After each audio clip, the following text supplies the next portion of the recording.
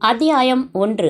தமிழ்நாட்டில் இருந்து கோடி கோடியாக போதைப் பொருள்கள் கடத்தல், தமிழக எம்பி பார்லிமெண்டில் குற்றச்சாட்டு என்கிற தலைப்பு செய்திகளுடன் அந்த தமிழ் பேப்பர் அன்றைக்கு அமோக விற்பனையாகியது.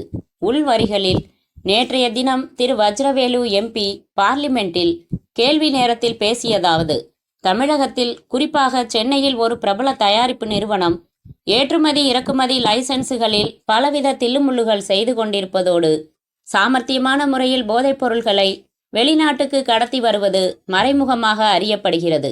இந்த நிறுவனத்தின் அதிபர் ஒரு மத்திய அமைச்சருக்கு மிக நெருக்கமான நண்பர். அந்த சலுகையில் இரண்டொரு முறை மாட்டிக்கொள்ள வேண்டிய சூழ்நிலைகளில் எல்லாம் அமைச்சர் தலையிட்டு தன் நண்பரை காப்பாற்றியிருக்கிறார்.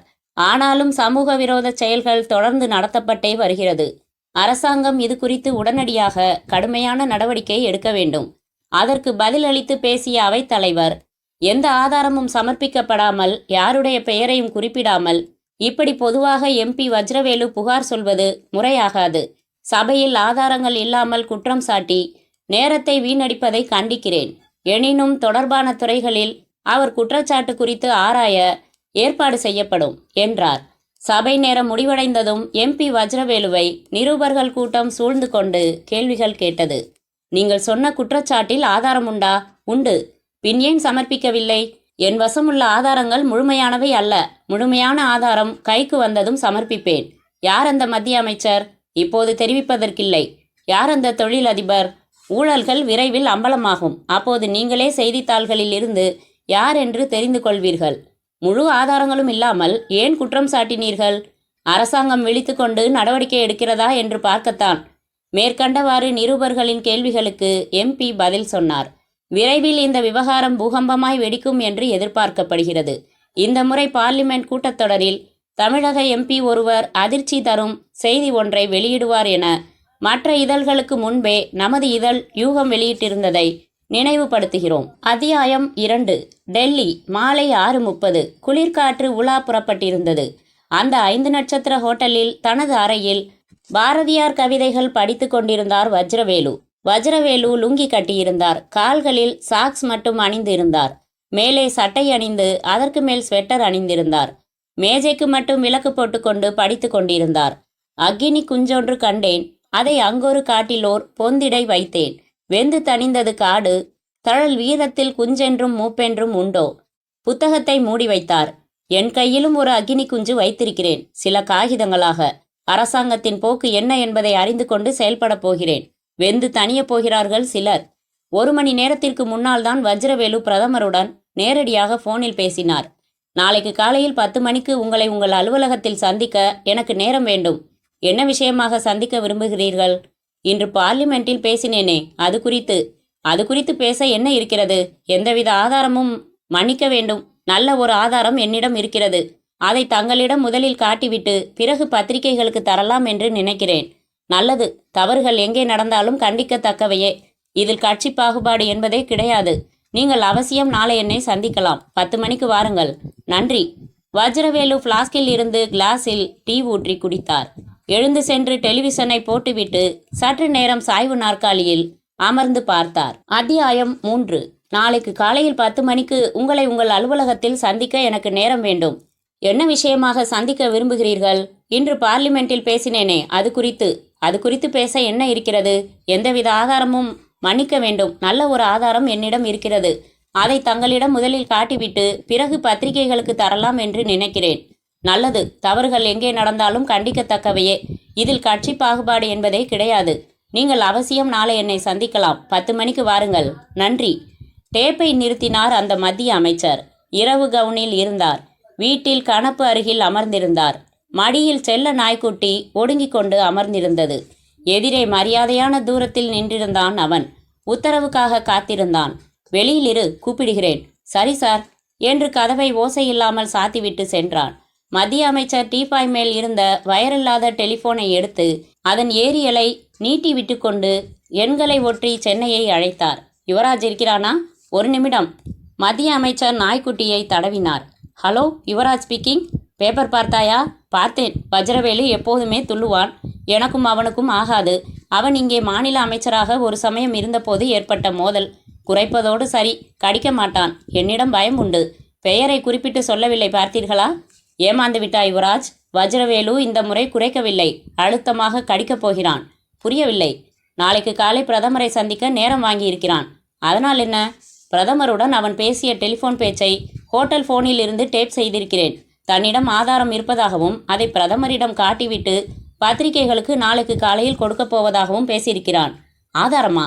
ஆரம்பத்தில் எச்சரிக்கையாக இல்லாமல் இப்போது விழி. என்ன ஆதாரம்? புரியவில்லையே. ஆனால் நிச்சயமாக வைத்திருக்கிறான். உன் சைடில் எங்கேயோ லீக் இருக்கிறது. முதலில் அதை சரிபார். இங்கே நான் பார்த்துக்கொள்கிறேன். சரி. வஜ்ரவேலுவுக்கு குடும்பம் உண்டா? உண்டு. மனைவி, 2 மகள்கள். அவர்கள் மேல் பாசம் உண்டா? எக்கச்சக்கமாக உண்டு. அப்படியானால் நீ என்ன செய்ய வேண்டுமென்றால், மத்திய அமைச்சர் விவரமாக சொல்லிவிட்டு தொடர்பை துண்டித்து அழைப்பு மணியை அழுத்த வெளியே காத்திருந்தவன் உள்ளே வந்தான். வர்மா டெல்லியில் தானே இருக்கிறான்? ஆமாம் சார். இன்னும் 1 மணி நேரத்தில் வர்மா இங்கே எனக்கு முன்னால் இருக்க வேண்டும். இருப்பான் சார் என்று விலகினான். மத்திய அமைச்சர் கணப்பின் வெப்பத்தை நோக்கி கைகளை நீட்டிவிட்டு எடுத்து தன் கன்னங்களை பொத்தி கொண்டார். அத்தியாயம் 4. இரவு 9 மணிக்கு ரூம் சர்வீஸில் இட்லி தோசை வரவழைத்து சாப்பிட்டுவிட்டு ஒரு தமிழ் வாரப்பத்திரிகையில் கடந்து வந்த பாதை என்ற தலைப்பில் தான் எழுதி கொண்டிருக்கும் அரசியல் கட்டுரை தொடரின் அடுத்த வாரத்திற்கான பகுதியை எழுத ஆரம்பித்தார் வஜ்ரவேலு. சில வினாடிகள் யோசித்துவிட்டு எழுதினார். எனக்கு என்றைக்குமே பணத்தின் மேல் ஆசை இருந்ததில்லை. சுய விளம்பரத்திற்காகவோ பெருமைக்காகவோ இதை நான் சொல்லவில்லை. நான் அமைச்சராக இருந்த சமயத்தில் எத்தனையோ முறைகள் கட்டுக்கட்டாக பணத்தை என் கண்ணெதிரில் அடுக்கி விலை பேச முயன்றிருக்கிறார்கள். அரசியல் என்பது வியாபாரம் அல்ல, அது ஒரு புனிதமான யாகம். சமூக சிந்தனை ஒன்று மட்டுமே அரசியலில் ஈடுபடுபவனுக்கு இருத்தல் வேண்டும். சுய விருப்பங்களை கைவிட்டு விட வேண்டும். எனது தன்னலமற்ற அரசியல் வாழ்க்கைக்கு குடும்பம் ஒரு தடையாக அமைந்துவிடக் கூடாதென்பதற்காக 32 வயது வரையிலும் நான் திருமணமே செய்து கொள்ளவில்லை. என் குடும்பத்தை சேர்ந்தவர்களின் வற்புறுத்தல் தாங்க முடியாமல் திருமணம் செய்து கொண்டேன். குடும்ப வாழ்க்கையையும் பொது வாழ்க்கையையும் நான் தனித்தனியாக பிரித்து கொண்டவன். அரசாங்க சலுகைகள் எதையுமே நான் குடும்பத்திற்காக பயன்படுத்தி கொண்டதில்லை.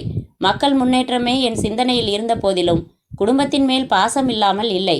டெலிஃபோன் ஒலித்தது. வஜ்ரவேலு எடுத்தார். ஹலோ வஜ்ரவேலு. வணக்கம் சார், என் பெயர் வர்மா. நானும் நீங்களும் சந்தித்து பேச வேண்டுமே என்று ஆங்கில குரல். உங்களை முதலில் விரிவாக அறிமுகப்படுத்திக் கொள்ளுங்கள். விரிவாகவும் வர்மாதான், சுருக்கமாகவும் வர்மாதான். சரி, என்ன விஷயமாக சந்திக்க வேண்டும்? அபர்ணா மற்றும் அனிதா விஷயமாக. உங்கள் 2 மகள்களின் பெயர்களையும் சரியாக உச்சரித்தேனா? நான்சென்ஸ். உங்கள் மனைவியுடன் பேசி பாருங்கள் மிஸ்டர் வஜ்ரவேலு. தொடர்பு துண்டிக்கப்பட்டது. வஜ்ரவேலு பதட்டமானார். உடனே எஸ்டிடியில் தன் வீட்டு எண்ணை தொடர்பு கொள்ள, ஹலோ, யாரு என்றால் அவர் மனைவி. நான் தான் பேசுகிறேன், அபர்ணாவை பேச சொல்லு. பாட்டு கிளாஸுக்கு போன அபர்ணாவும் அனிதாவும் இன்னும் வீட்டுக்கு வரலங்க. மணி 9 ஆகுது. 7 மணிக்கே கிளாஸ் முடிஞ்சிருக்குமே. ஃபோன் பண்ணி விசாரிச்சிட்டேன். கிளாஸ் முடிஞ்சு புறப்பட்டாங்களாம். வழியில் யாராச்சும் ஃப்ரெண்டு வீட்டுக்கு போயிருப்பாங்க. இப்போ வந்துடுவாங்க. நீங்கள் எப்போ திரும்புறீங்க? ரொம்ப குளிராங்க. கௌரி, நான் ஃபோனை வச்சிடுறேன். நீ உடனே அவங்க எங்கே இருக்காங்கன்னு தெரிஞ்சுக்க எனக்கு ஃபோன் செய். ஃபோனை வைத்துவிட்டு நெற்றியில் துளிர்த்திருந்த வியர்வை துளிகளை துடைத்து கொண்டார். எதுவோ புரிந்தது. புரிய வேண்டாமே என சங்கடப்பட்டார். ஆனாலும் தெளிவாக புரிந்தது. புரிந்ததால் சிலிர்த்தது. உள்ளே சர்வமும் கலங்கியது. படபடப்பு மேலிட்டது. விபரீதமாக கற்பனை விரிந்தது. மீண்டும் ஃபோன் ஒலிக்க அவசரமாக எடுத்தார். நான் நான்சென்ஸ் பேசுகிறேன். நாம் சந்திப்போமா வேண்டாமா? தெளிவாக சொல். யார் நீ? தெளிவாக சொன்னாலும் வர்மாதான். என்ன வேண்டும் உனக்கு? உங்களோடு ஒரு சந்திப்பு. அதற்கு முன் உங்கள் வயதிற்கு வந்த கன்னிகாதானம் செய்து கொடுக்க வேண்டிய புஷ்பவதிகளான 2 மகள்களும் சங்கீதம் கற்றுக்கொண்டு வீடு திரும்பி விட்டார்களா என்றும் தெரிந்து கொள்ள வேண்டும் சார். வர்மா, அவர்கள் இன்னும் வீடு திரும்பவில்லை. என்ன இதெல்லாம்? எனக்கு பதட்டமாக இருக்கிறது. நீ யார்? சென்னையில் என்ன நடக்கிறது? என் மகள்கள் ஆபத்தில் இருக்கிறார்களா? சொல். நீங்களும் டெல்லியில் இருக்கிறீர்கள், நானும் டெல்லியில் இருக்கிறேன். சென்னையில் நடக்கும் விஷயத்தை பற்றி என்னை கேட்டால் எப்படி? சரி, ரொம்ப தவிக்காதீர்கள். நான் உங்களை சந்திக்க வரலாமா? வா. எப்போது? இப்போதிலிருந்து 3வது நிமிடத்தில். என்னை சந்திக்க ஹீராலால் என்கிற நண்பர் வருவார். அவரை அறைக்கு வர அனுமதியுங்கள் என்று ரிசப்ஷனில் சொல்லிவிடுகிறீர்களா? உன் பெயர் வர்மா என்று. அது புனைப்பெயர். ஹீராலால் உண்மை பெயர். சரி, வா. நீங்கள் ரிசீவரை வைப்பதற்கு முன்னால் ஒரு சின்ன எச்சரிக்கை. நீங்கள் பேசும் அத்தனை டெலிஃபோன் பேச்சுகளும் பதிவு செய்யப்படுகின்றன. சும்மா சொல்லி வைத்தேன் சார். எதிர்முனை வைக்கப்பட சில வினாடிகள் கழித்தே ரிசீவரை வைத்தார் வஜ்ரவேலு. இன்டர்காமில் ரிசப்ஷனை அழைத்து ஹீராலால் என்கிற நண்பரை சந்திக்க சொல்லிவிட்டு பரபரப்பாக யோசித்தார்.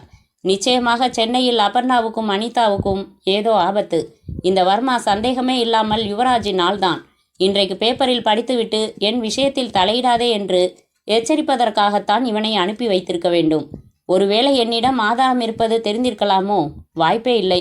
மிக ரகசியமாக கைப்பற்றப்பட்ட காகிதங்கள் இவை. ஒரிஜினல் கூட அல்ல, ஜெராக்ஸ் பிரதிகள்தான்.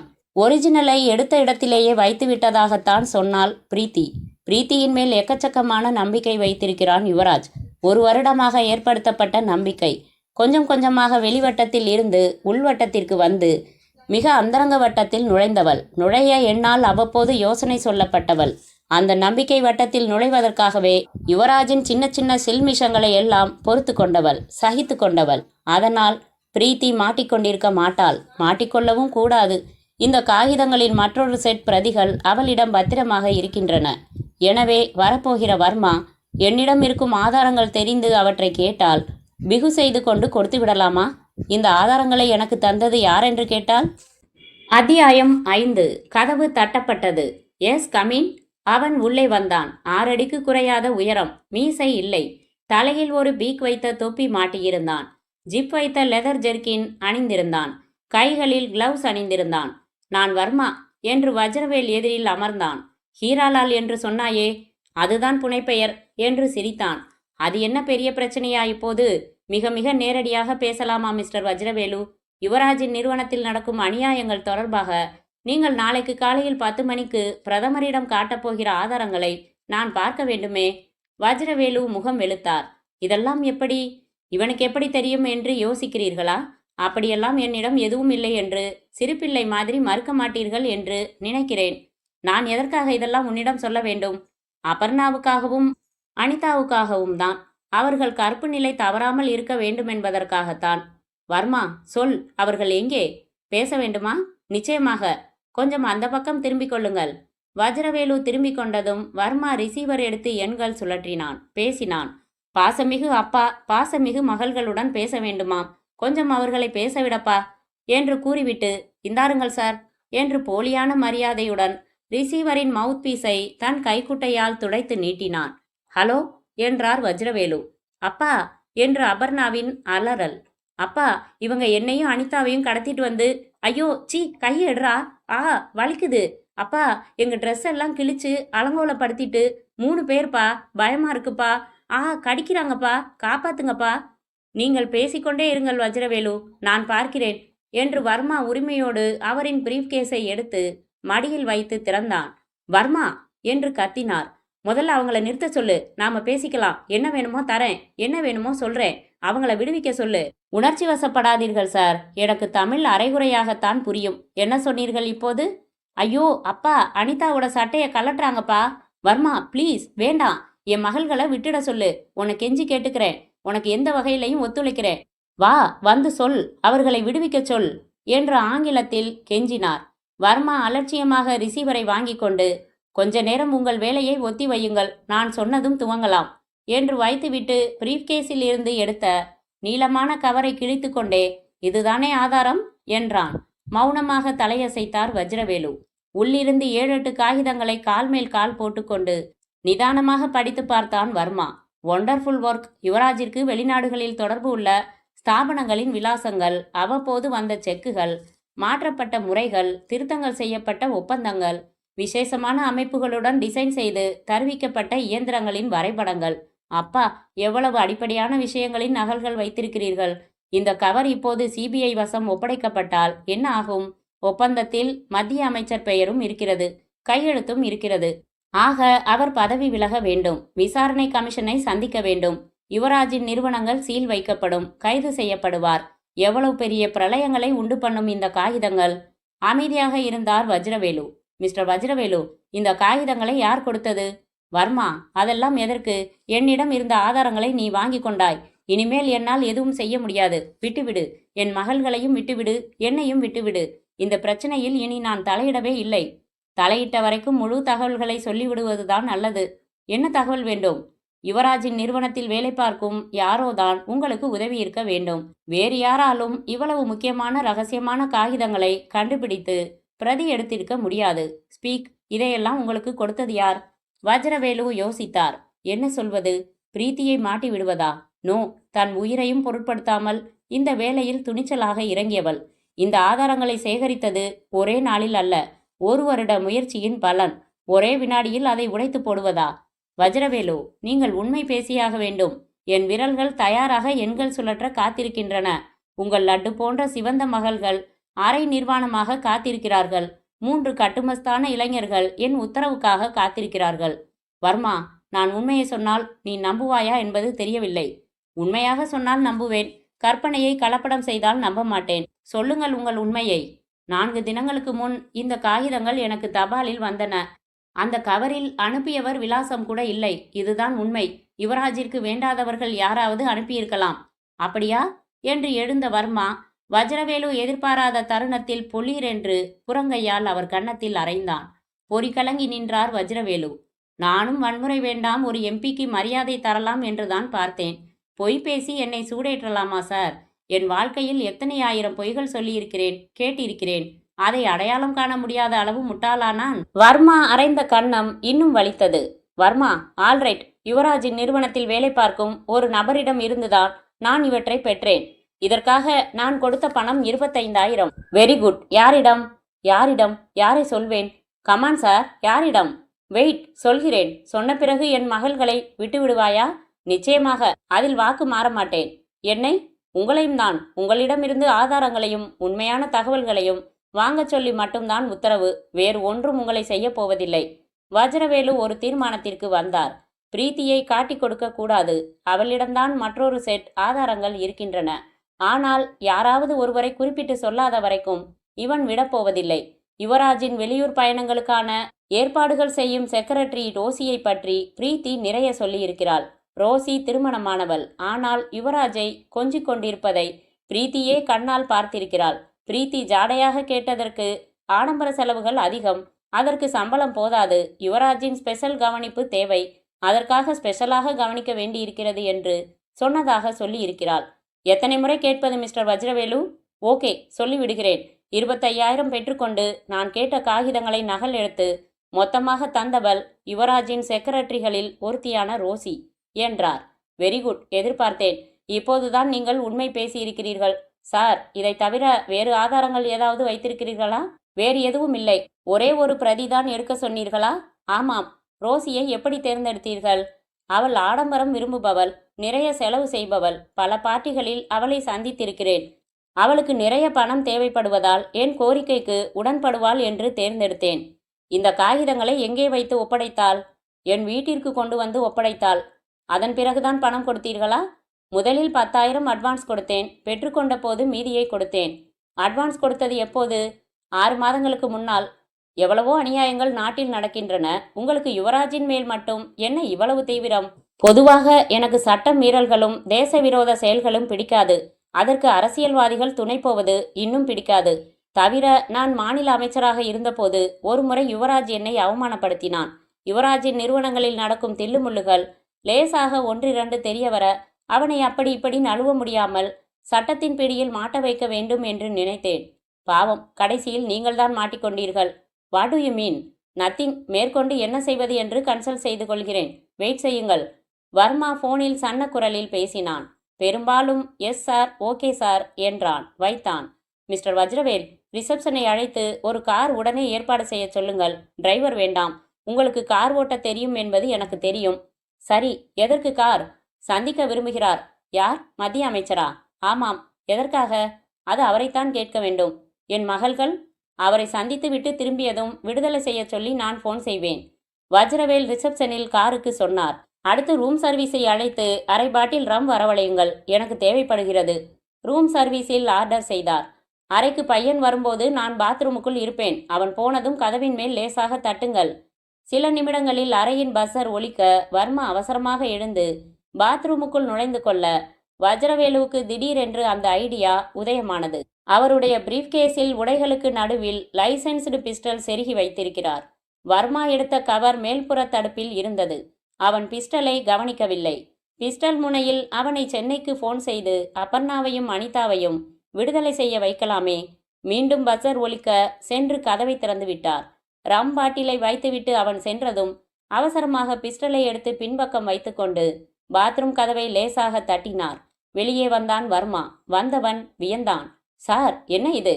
தெரியவில்லை? பிஸ்டல் சுடுகிற சமாச்சாரம். வாங்கியதில் இருந்து இதுவரை யார் மீதும் பரீட்சித்து பார்த்ததில்லை. உன்னை வைத்து இதன் தரத்தை தெரிந்து கொள்ளப் போகிறேன். போதும் சார் விளையாடியது. விளையாட்டில்லை வர்மா. இப்போது நான் சொல்வது போல நீ நடந்து கொள்ளவில்லை என்றால் நான் கண்டிப்பாக சுடுவேன். என்ன செய்ய வேண்டும்?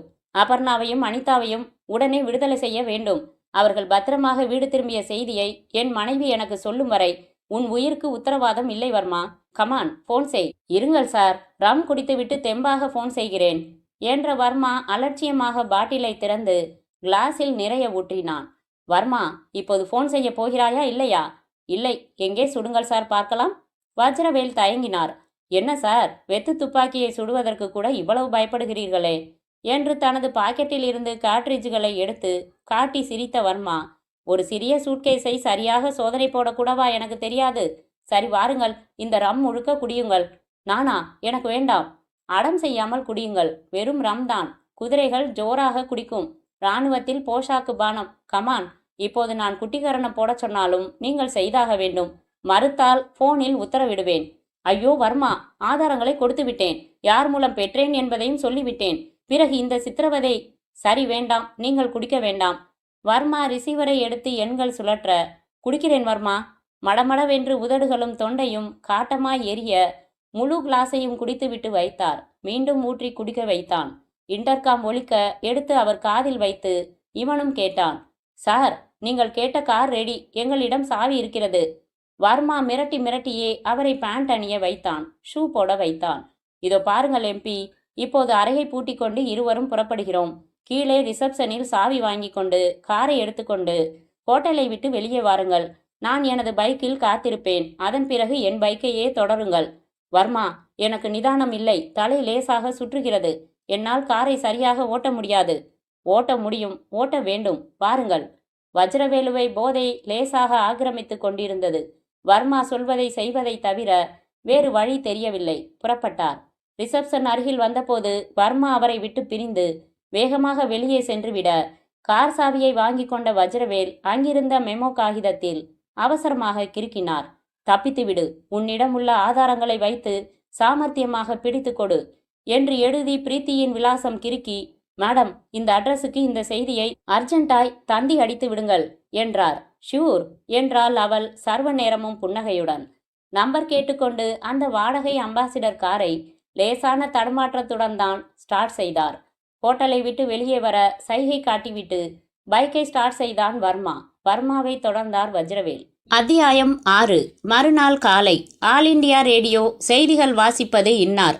நேற்றிரவு டெல்லியில் ஒரு சாலை விபத்தில் தமிழ்நாட்டை சேர்ந்த எம்பி திரு வஜ்ரவேல் அவர்கள் காலமானார். அவர் தனியாக காரை ஓட்டி சென்றதாகவும் அப்போது அவர் மது அருந்தியிருந்ததாகவும் அதன் விளைவாக நிலை தடுமாறி லாரி மேல் மோதியிருக்கலாம் என்றும் போலீசார் கருத்து தெரிவித்தனர். நிறுத்தாமல் சென்றுவிட்ட லாரியையும் அதன் டிரைவரையும் போலீசார் தீவிரமாக தேடி வருகிறார்கள். கடந்த 2 ஆண்டுகளை காட்டிலும் இந்த ஆண்டு கோதுமை மொத்த உற்பத்தி அதிகரித்திருப்பதாக விவசாய அமைச்சர் செய்தியாளர்களிடையே பேசிய போது கூறினார். அத்தியாயம் 7. டெல்லி போலீஸ் பிரேத பரிசோதனை முடிந்ததும் ஒப்படைத்த வஜ்ரவேலு என்னும் நீளமான பார்சல் விமானத்தின் மூலம் சென்னை கொண்டு வரப்பட்டது. சொந்த கட்சி மாற்றுக் கட்சி பிரமுகர்கள் கவலையுடன் வந்து மாலை அணிவித்தார்கள். ஒரு நல்ல அரசியல்வாதி ஓய்ந்தார் என்றார் ஒரு கட்சியின் தலைவர் அபிப்பிராயம் கேட்ட நிருபரிடம். தூய்மையான அரசியல் வாழ்க்கை நடத்தியவர். அநீதி எங்கு நடந்தாலும் வன்மையாக எதிர்த்து போராடியவர். தனது ஆட்சி காலத்திலேயே தனது கட்சியின் புகழ் மாசுருமே என்றெல்லாம் கூட நினைக்காமல் எத்தனையோ ஊழல்களை சதிகளை பகிரங்கமாக அம்பலப்படுத்தி இருக்கிறார். நேர்மையின் காவலர்களில் ஒருவர் குறைந்து போனார் என்றுதான் குறிப்பிட வேண்டும் என்று குறிப்பிட்டார் மற்றொரு அரசியல் பிரமுகர். வஜ்ரவேலு எம்பியின் சாவில் மர்மம் இருக்கிறது. நேற்று காலையில்தான் பார்லிமெண்டில் ஒரு சமூக விரோத கும்பலை பற்றி பேசினார். விரைவில் ஆதாரங்களுடன் அம்பலப்படுத்துவேன் என்று நிருபர்களிடம் சொன்னார். அன்றைக்கு இரவே விபத்தில் இறந்து போகிறார் என்றால் நிச்சயமாக இந்த மரணத்தை சந்தேகப்படும்படியாகத்தான் இருக்கிறது. நாங்கள் 22 எம்பிக்கள் சேர்ந்து இந்த கேஸை தீவிரமாக விசாரிக்க சொல்லி பிரதமருக்கு தந்தி கொடுத்துள்ளோம் என்றார் ஒரு எம்பி. உள்ளே தனி அறையில் அழுது அழுது கண்கள் வீங்கியிருந்த கௌரியும் அபர்ணாவும் மற்றும் அனிதாவும் எதிரே நின்ற உதவி கமிஷனரை தயக்கமாக பார்த்தார்கள். என்ன சொல்லுங்க, பெரிய அதிகாரி தான் வரணும்னு ஃபோனில் சொன்னீங்களாம். நான் பெரிய அதிகாரி தான், பயப்படாமல் எதுவாக இருந்தாலும் சொல்லுங்க. சொல்லுமா, எதையும் மறைக்காம சொல்லு. என்கிட்ட சொன்னதையெல்லாம் சொல்லு. அப்பாவை இரக்கமில்லாமல் கொண்டவங்களை பிடிச்சு தண்டனை அடைய வைக்க வேணாமா? சொல்லு, எல்லாம் சொல்லு என்றாள் கௌரி. அபர்ணா எச்சில் விழுங்கி கொண்டாள். ஆரம்பித்தாள். சார், நேற்று நானும் அனிதாவும் பாட்டு கிளாஸ் முடிஞ்சு வெளியில் வந்து பஸ் ஸ்டாப்புக்கு வந்து காத்துட்டு இருந்தப்போ அபர்ணா முழுக்க சொல்லி முடித்துவிட்டு தேம்பினாள். அழாதம்மா, நல்ல வேளை அவங்க உங்களை எதுவும் சேதம் செய்யலை. ஆனால் அப்பாவை மொத்தமாக பலி வாங்கிட்டாங்களே. கண்டுபிடிச்சிடலாம். இப்போ என்னோட சில சந்தேகங்களுக்கு பதில் சொல்லு. அழைச்சிட்டு போனப்பவும் சரி, திரும்பி கொண்டாந்தப்பவும் சரி, மயக்கப்படுத்திட்டாங்க இல்லையா? ஆமாம். எந்த வழியில் கார் போச்சுன்னு தெரியாது. நாங்கள் கடத்தப்பட்டது கார்லையா இல்லை வேனிலா என்று கூட தெரியாது. சரி, நீங்கள் மிரட்டப்பட்ட அந்த சின்ன ரூமில் ஜன்னல் எதுவும் இருந்துச்சா? அது வழியாக என்ன தெரிஞ்சிச்சு? ஜன்னல்கள் இருந்துச்சு, ஆனால் கதவெல்லாம் சாத்தி இருந்துச்சு. அந்த ரூமில் ஒரு ஃபேன், 3 நாற்காலி, ஒரு ஃபோன், இதை தவிர வேற எதுவும் இல்லை. ஃபோனில் நம்பர் கவனிக்கலையா? ஃபோன் டயலுக்கு நடுவில் நம்பர் பிளேட்டே இல்லை சார். அந்த 3 பேரையும் அடையாளம் சொல்ல முடியுமா? ஓ, அபர்ணாவும் அனிதாவும் மாறி மாறி சொல்ல பாக்கெட் டைரி எடுத்து குறித்து கொண்டார். உங்கள் அப்பா ஃபோனில் பேசினப்போ நீங்கள் கத்தினீங்க. அவர் அங்கே யாரையோ கெஞ்சினதா சொன்னீங்க. நல்லா யோசிங்க. என்ன பேர் சொன்னார், நினைவு இருக்கா? நாம் பேசிக்கலாம், என்ன வேணுமோ தரேன், என்ன வேணுமோ சொல்கிறேன், அவங்கள விடுவிக்க சொல்லுன்னு தமிழில் கத்தினாரு. அதுக்கு எவனோ என்னவோ சொன்னான், அது சரியாக புரியலை. அப்புறம் அப்பா இங்கிலீஷில் கெஞ்சினாரு. அதெல்லாம் சொல்லிட்டீங்களே, என்ன பேர் சொல்லி கூப்பிட்டாரு? அந்த பதட்டத்தில் சரியாக பதியலை சார், யோசிச்சு சொல்கிறோம். சரி, அந்த ரூமில் ஏதாச்சும் பேரோ கேலண்டரோ, அது எந்த இடம்னு சொல்கிற மாதிரி எதையாச்சும் பார்த்தீங்களான்னு மறுபடி யோசிங்க. நாளைக்கு உங்கள் 2 பேரையும் என் ஆஃபீஸுக்கு அழைச்சிக்கிட்டு போகிறேன். இன்னும் விரிவாக உங்களை விசாரிக்கணும். இந்த விவரங்களை வேற யார்கிட்டையும் பேச வேணாம், புரிஞ்சுதா? சரி சார் என்றார்கள் மூவரும். அத்தியாயம் 8. பிரீத்தி சிகப்பாய் இருந்தாள், அழகாய் இருந்தாள், தற்சமயம் கவலையாய் இருந்தாள். இவள் குளித்து கொண்டிருந்த போது வந்த தந்தியை கையெழுத்து போட்டு வாங்கியவள் அத்தை. வீட்டில் அத்தை மட்டுமே. சட்டம் போட்ட புகைப்படத்தில் மட்டும் மாமா. அத்தைக்கு துணை பிரீத்தி, பிரீத்திக்கு துணை அத்தை. தந்தியை படித்து பார்த்ததும் பிரீத்திக்கு எதுவும் புரியவில்லை. தப்பித்து விடு, உன்னிடம் உள்ள ஆதாரங்களை வைத்து சாமர்த்தியமாக பிடித்து கொடு என்கிற செய்தி ஆங்கிலத்தில் வஜ்ரவேல் என்ற பெயருடன். என்ன இது, என்ன ஆயிற்று அவருக்கு? பிரதமரை சந்திக்கப் போவதாக, பிறகு பத்திரிகையாளர்களை சந்திக்கப் போவதாக ஆதாரங்களை எடுத்துக்கொண்டுதானே சென்றார். திடீரென்று இப்படி தந்தி. எவ்வளவு ரகசியமான விஷயம் இது. இதை போய் தந்தியில் தெரிவித்திருக்கிறாரே. நான் தப்பிக்க வேண்டிய அவசியம் என்ன? குழம்பிக் கொண்டிருந்த பிரீத்தி ரேடியோவில் செய்தி கேட்டதும் சிலிர்த்து போனாள். புரிந்தது, எல்லாம் புரிந்தது. அப்படியென்றால் ஒரு இக்கட்டான சூழ்நிலையில் கொடுக்கப்பட்ட தந்தி இது. அவர் வைத்திருந்த ஆதாரங்கள் பறிக்கப்பட்டிருக்கும். நிச்சயமாக அவர் விபத்தில் சாகவில்லை. விபத்துதான் என்றால் ஏற்படுத்தப்பட்ட விபத்து. யுவராஜின் நண்பரான அந்த மத்திய அமைச்சரின் வேலைதான் இது. MP சாரை எப்படி மடக்கியிருப்பார்கள்? ரகசிய காகிதங்களை எப்படி கைப்பற்றியிருப்பார்கள்? உண்மைதானா? இறந்தே போய்விட்டாரா? திடீரென்று பிரீத்தி குமுறி அழுதாள். என்னடி, என்ன ஆச்சு? தந்தில என்ன இருக்கு? ஏன் அழுவற? Bastards, they have killed my godfather. தமிழில் சொல்லிட்டு அழுவேண்டி. எனக்கு என்ன புரியுது ஓ இங்கிலீஷு? MP சாரை சாமர்த்தியமாக கொண்டுட்டாங்கத்த. ஐயோ பாவிங்களா, நான் ஆரம்பத்திலேருந்தே சொல்லிக்கிட்டு வரேன் உனக்கு இந்த சகவாசம் எல்லாம் வேணாமின்னு. பாரு, கொலையெல்லாம் நடக்குது. பிரீத்தி, எனக்கு பயமாக இருக்குடி. எனக்கு இத்தனை நாள் இருந்த பயம் எல்லாம் போயிடுச்சத்த. என்ன இளவடி சொல்கிற? நீ படிக்கிற புஸ்தகங்களும் புரியறதில்ல, நீ பேசுகிற பேச்சும் புரியறதில்ல. ஆனால் இனிமே நான் என்ன செய்யணும்னு மட்டும் எனக்கு நல்லா புரிஞ்சு போச்சத்த. என்ன செய்ய போகிற? MP சார் எதுக்காக பாடுபட்டாரோ அதை நிறைவேற்ற போகிறேன். அவர் வார்த்தை எதையுமே நான் மீறினதில்ல. இதோ கடைசியாக அவர் எனக்கு கொடுத்துருக்கிற உத்தரவு என்று தந்தியை காட்டினாள். அப்படி அதில் என்ன சொல்லியிருக்காரு? திடுதிப்புன்னு ஆரம்பித்து சொன்னால் உனக்கு எதுவும் புரியாதுத்த. கிட்டத்தட்ட 1 வருஷமாக முயற்சி பண்ணினோம். பிரீத்தி தன் அறைக்குள் சென்று பெரிய சூட்கேஸ் எடுத்து உடைகளை அள்ளி வைத்தாள். புருவங்களை இணைத்தாள். கூந்தல் டிசைன் மாறியது, உடையும் மாறியது. எங்கடி போற? எனக்கே தெரியாது, இன்னும் முடிவு செய்யலை. எப்போ வருவ? அதுவும் தெரியாது. கொஞ்ச நாளைக்கு என்னை மறந்துடு.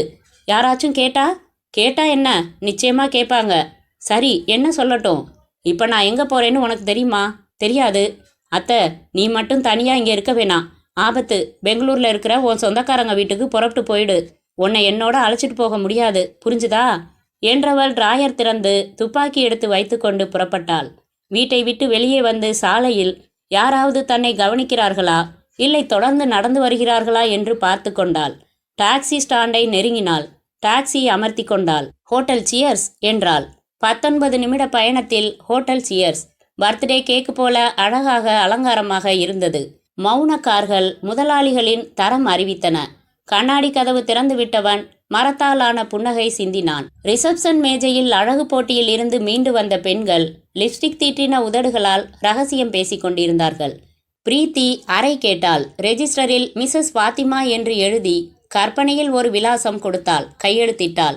3வது தளத்தில் லிப்டில் இருந்து வெளியேறி சூட்கேஸை தரையில் வைத்து அதன் சக்கர கால்களில் உருட்டிக்கொண்டு நடந்து 316ஆம் எண் அறைக்கு வந்து கதவை சாத்தினதும் ஃபோன் எடுத்தாள். கனெக்ட் மீ 411706 என்றாள். 7வது அலறலில் எடுக்கப்பட்டு, ஹலோ ராஜ், பிரீத்தி பேசுகிறேன். Hi, good morning. நீ கொஞ்சம் லேட்டாக விஷ் பண்ணிட்ட. ஏற்கனவே இது பேட் மார்னிங் ஆயாச்சு. என்ன சொல்கிற? ஃப்ரீயாக இருக்கியா ராஜ்? ஃப்ரீ ஆகிடலாம், சொல்லு. உன் உதவி எனக்கு வேணும். பை ஆல் மீன்ஸ் ஹூக் மாட்டன்மா, சோப் போடணுமா? விஷயம் புரிஞ்சா ஜோக் அடிக்க மாட்டேன் ராஜ். வெல், புரிய வை. நேரில் வா. வீட்டுக்கா? இல்லை, ஹோட்டல் சியர்ஸ், ரூம் நம்பர் 316. என்னை பார்க்க வரதா யார்கிட்டையும் சொல்ல வேணாம். உன்னை யாரும் தொடராமல் பார்த்துக்கோ. சீக்கிரம் வா. இதோ பேண்ட் மாட்ட வேண்டியதுதான் என்றான். வைத்துவிட்டு பதைப்புடன் காத்திருந்தாள் பிரீத்தி.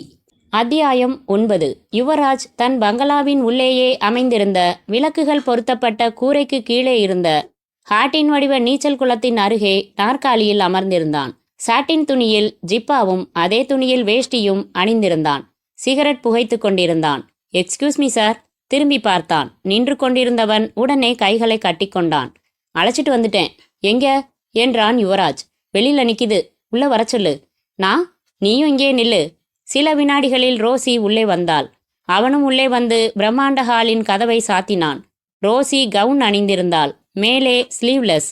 என்ன சார், இவ்வளவு அதிகாலையில் என்ன வர சொன்னதே இல்லையே. யுவராஜ் அருகில் நெருக்கமாக நின்றாள். அப்படி உட்காரு ரோசி. யுவராஜின் குரலில் இருந்த கடுமையை உணர்ந்து திடுக்கிட்டாள். எதிரே இருந்த அலுமினிய நாற்காலியில் பட்டும் படாமல் அமர்ந்தாள். ஸ்டீஃபன் எங்க? பெங்களூர் போயிருக்கார். இப்போ நீ மட்டும் தனியாத்தான் வீட்டில் இருந்தியா? ஆமாம். நீ புறப்பட்டு இவனோட வந்தது யாருக்கு தெரியும்? யாருக்கும் தெரியாது. நல்லதா போச்சு. எதுக்கு? உன்னை கொலை செய்யறதுக்கு தான்.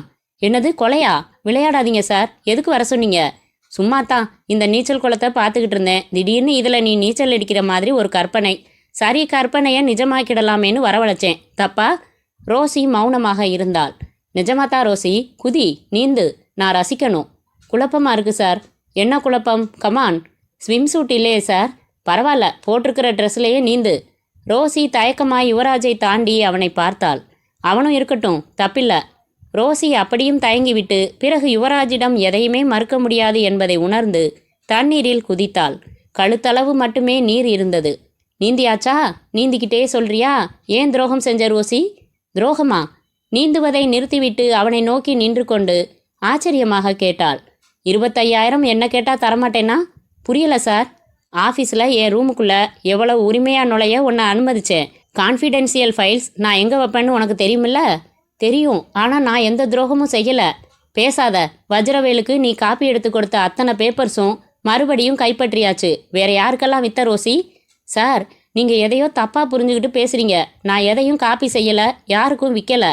அப்படியா? ஏண்டா இன்னும் நிற்கிற? விளக்க செருகு என்றான் யுவராஜ் சைடில் திரும்பி. அவன் உடனே இயங்கினான். நீச்சல் குளத்திற்கு அருகில் இருந்த சுவரில் ட்ரிபிள் பின் பிளக் பாயிண்டில் நீளமான அந்த ஒயரை ஜாக்கிரதையாக செருகினான். ஒயரின் பாசிட்டிவ் நெகட்டிவ் இரண்டையும் தனித்தனியாக பிடித்து கொண்டு நீச்சல் குளத்தை அணுகினான். ரோசி, அவன் மேஜிக் காட்ட போறான்னு நினச்சி பார்க்குறியா? நீச்சல் குளத்தில் வெறும் தண்ணி மட்டும் இருக்கிறத விட கொஞ்சம் மின்சாரமும் சேர்ந்துச்சுன்னா சுறுசுறுன்னு இருக்கும். ஒயரை போட சொல்லவா? நோ என்று கத்தினாள். அப்போ சொல்லிடு. எதை சொல்ல? எப்படி செஞ்ச? வேற யார் யார் இதில் உதவி? வஜ்ரவேலு தவிர வேற யார்கிட்ட எல்லாம் பேரம் நடந்தது? ப்ளீஸ் சார், என்னை நம்புங்க. எனக்கு எதுவுமே தெரியாது. கிக் கிக் கிக் என்றது அருகே பிளாஸ்டிக் ஸ்டூல் மேல் வைக்கப்பட்டிருந்த வெள்ளை டெலிஃபோன். யுவராஜ் எடுத்து அதை இரண்டாக பிரித்து ரிசீவர் ஆக்கி கொண்டு பேசினான். அப்படியா? சரி சரி. ஃபோனை மடக்கி வைத்துவிட்டு எழுந்தான். நான் வர வரைக்கும் எதுவும் செய்ய வேணாம். தண்ணியிலே மிதக்கட்டும். மேலே ஏறி வர பார்த்தா ஒயரை போட்டுடு. என்ன? சரி சார். ரோசி, யோசி, இதெல்லாம் தேவைதானா? நான் திரும்பி வரப்போ உண்மை பேச தயாராக இருப்பேன்னு நினைக்கிறேன். யுவராஜ் வெளியேறினான். அத்தியாயம் 10. டெல்லி. லேசாக பனிமழை. பிரதம மந்திரியின் அலுவலகம். தலைமை செக்ரட்டரி டெல்லி போலீஸ் கமிஷனரிடம் போனில் பேசினார். சென்னை போலீஸிடம் இருந்து டெலக்ஸ் செய்தி வந்தது. உங்களுக்கும் வந்திருக்கலாம். ஆமாம், வந்தது. எம்பியின் பெண்கள் கடத்தப்பட்டு மிரட்டப்பட்டு பின் விடுவிக்கப்பட்டிருக்கிறார்கள். உங்கள் இன்வெஸ்டிகேட்டிங் ஆபீசர் மீண்டும் மீண்டும் வஜ்ரவேலுவுக்கு நேர்ந்தது விபத்துதான் என்று செய்தி கொடுத்து கொண்டிருக்கிறார். உங்கள் டிபார்ட்மெண்ட்டில் யாரோ தலையிடுகிறார்கள். திசை திருப்ப உடந்தையாய் இருக்க சொல்கிறார்கள். அது யார் என்று கண்டுபிடியுங்கள். சரி சார். அந்த லாரிக்காரன் கிடைத்தானா? இன்றைக்கு கிடைத்து விடுவான் சார். மிஸ்டர் கமிஷனர், இந்த வழக்கை சிபிஐக்கு மாற்றி விடுமாறு பிரதமர் கேட்டுக்கொண்டிருக்கிறார். விபரங்களை ஒப்படைத்துவிட்டு உங்கள் ஐஓவை விலகிக் கொள்ள சொல்லுங்கள். சரி சார் என்றார் விரைப்பாக எதிர்முனையில். சிபிஐ அதிகாரிகளான அலெக்ஸும் சுனில் பிரபாகரும் வஜ்ரவேலு தங்கியிருந்த ஹோட்டலில் அடிப்படை விசாரணையில் இருந்து ஆரம்பித்தார்கள். அறை போட்டது யார்? என்றைக்கு எந்த நேரம் தங்கினார்? வந்த விசிட்டர்கள் யார் யார்? வந்த ஃபோன் கால்கள், இங்கிருந்து சென்ற ஃபோன் கால்கள், அவர் அறைக்கு சர்வீஸ் செய்தது யார்? என்ன பார்த்தாய்? என்ன கேட்டாய்? ஹீராலால் என்பவன் எப்படி இருந்தான்? வாடகை கார் ஏற்பாடு செய்த போது நேரம் என்ன? எங்கே போவதாக சொன்னார்? கார் சாவி வாங்கின போது குடித்திருந்தாரா? 100 கேள்விகள் முடித்து 101வது கேள்வியாக கடைசியாக ரிசப்ஷனில் என்ன பேசினார்? இதற்கான பதிலில் அதிகாரிகள் நிமிர்ந்தனர். கார் சாவியை வாங்கி கொண்டு மெமோ காகிதத்தில் ஒரு செய்தியையும் விலாசத்தையும் எழுதி அர்ஜென்ட்டாய் தந்தி கொடுக்க சொன்னார் என்ற அவள் ப்ளூ ஸ்வெட்டர் அணிந்திருந்தாள். அது என்ன விலாசம்? மன்னிக்க வேண்டும், நான் படித்தே பார்க்கவில்லை. பிறகு தந்தி கொடுக்கப்பட்டதா இல்லையா? Yes sir. பையனிடம் அப்படியே கொடுத்து தந்தி அலுவலகம் அனுப்பிவிட்டேன். யார் அந்த பையன்? இதோ இவன்தான். பையன் எனப்பட்ட 20 வயது இளைஞன் கைகளை கட்டிக்கொண்டு பதில் சொல்ல லேசான நடுக்கத்துடன் காத்திருந்தான். உன் பெயர் என்ன? கோவிந்த். நீதான் தந்தி கொடுத்து விட்டு வந்ததா? ஆமாம். ரசீது எங்கே? வரும் வழியில் தொலைத்துவிட்டு மேடத்திடம் திட்டு வாங்கினேன். செய்தி நினைவிருக்கிறதா? நானும் படித்து பார்க்கவில்லை. அப்படியே தந்தி அலுவலகத்தில் சீட்டை கொடுத்து அவர்களையே ஃபாரத்தில் எழுதி கொள்ள சொன்னேன். எனக்கு ஆங்கிலம் தெளிவாக எழுத வராது. எந்த தந்தி அலுவலகத்தில் கொடுத்தாய்? இதோ நம் தெருமுனையிலேயே இருக்கிறது. வா போகலாம். அவர்கள் தந்தி அலுவலகத்திற்கு புறப்பட்டதும் ஹோட்டல் ரூம் பாய் ஒருவன் நழுவி ஹோட்டல் கட்டிடத்திற்குள்ளேயே இருந்த பப்ளிக் பூத்தில் காசு போட்டு சன்ன குரலில் யாரிடமோ பேச ஆரம்பித்தான். அத்தியாயம் 11. என்ன அப்படி பார்க்குற ராஜ் என்றாள் பிரீத்தி. இல்லை, நிஜமாவே ஃபாத்திமா ஆயிட்டியான்னு பார்த்தேன் என்றான் ராஜ். உக்காரு.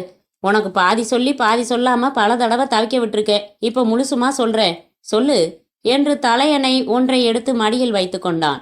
பிரீத்தி கட்டிலில் அமர்ந்தாள். தன் கை விரல்களை பார்த்து கொண்டாள். ஆரம்பத்திலிருந்தே எனக்கு சமூகத்தை பற்றின கவலைகள் உண்டு. உனக்கு தெரியும், சமூக வளர்ச்சிக்கு ஒரு தனிப்பெண் பெருசா எதுவும் செஞ்சிட முடியாது. ஆனால் சமூக வளர்ச்சிக்கு தடையா நிற்கிற சக்திகளை ஒடுக்க, காட்டி கொடுக்க முயற்சி பண்ண முடியும். ஜேர்னலிசம் ஒரு வழி.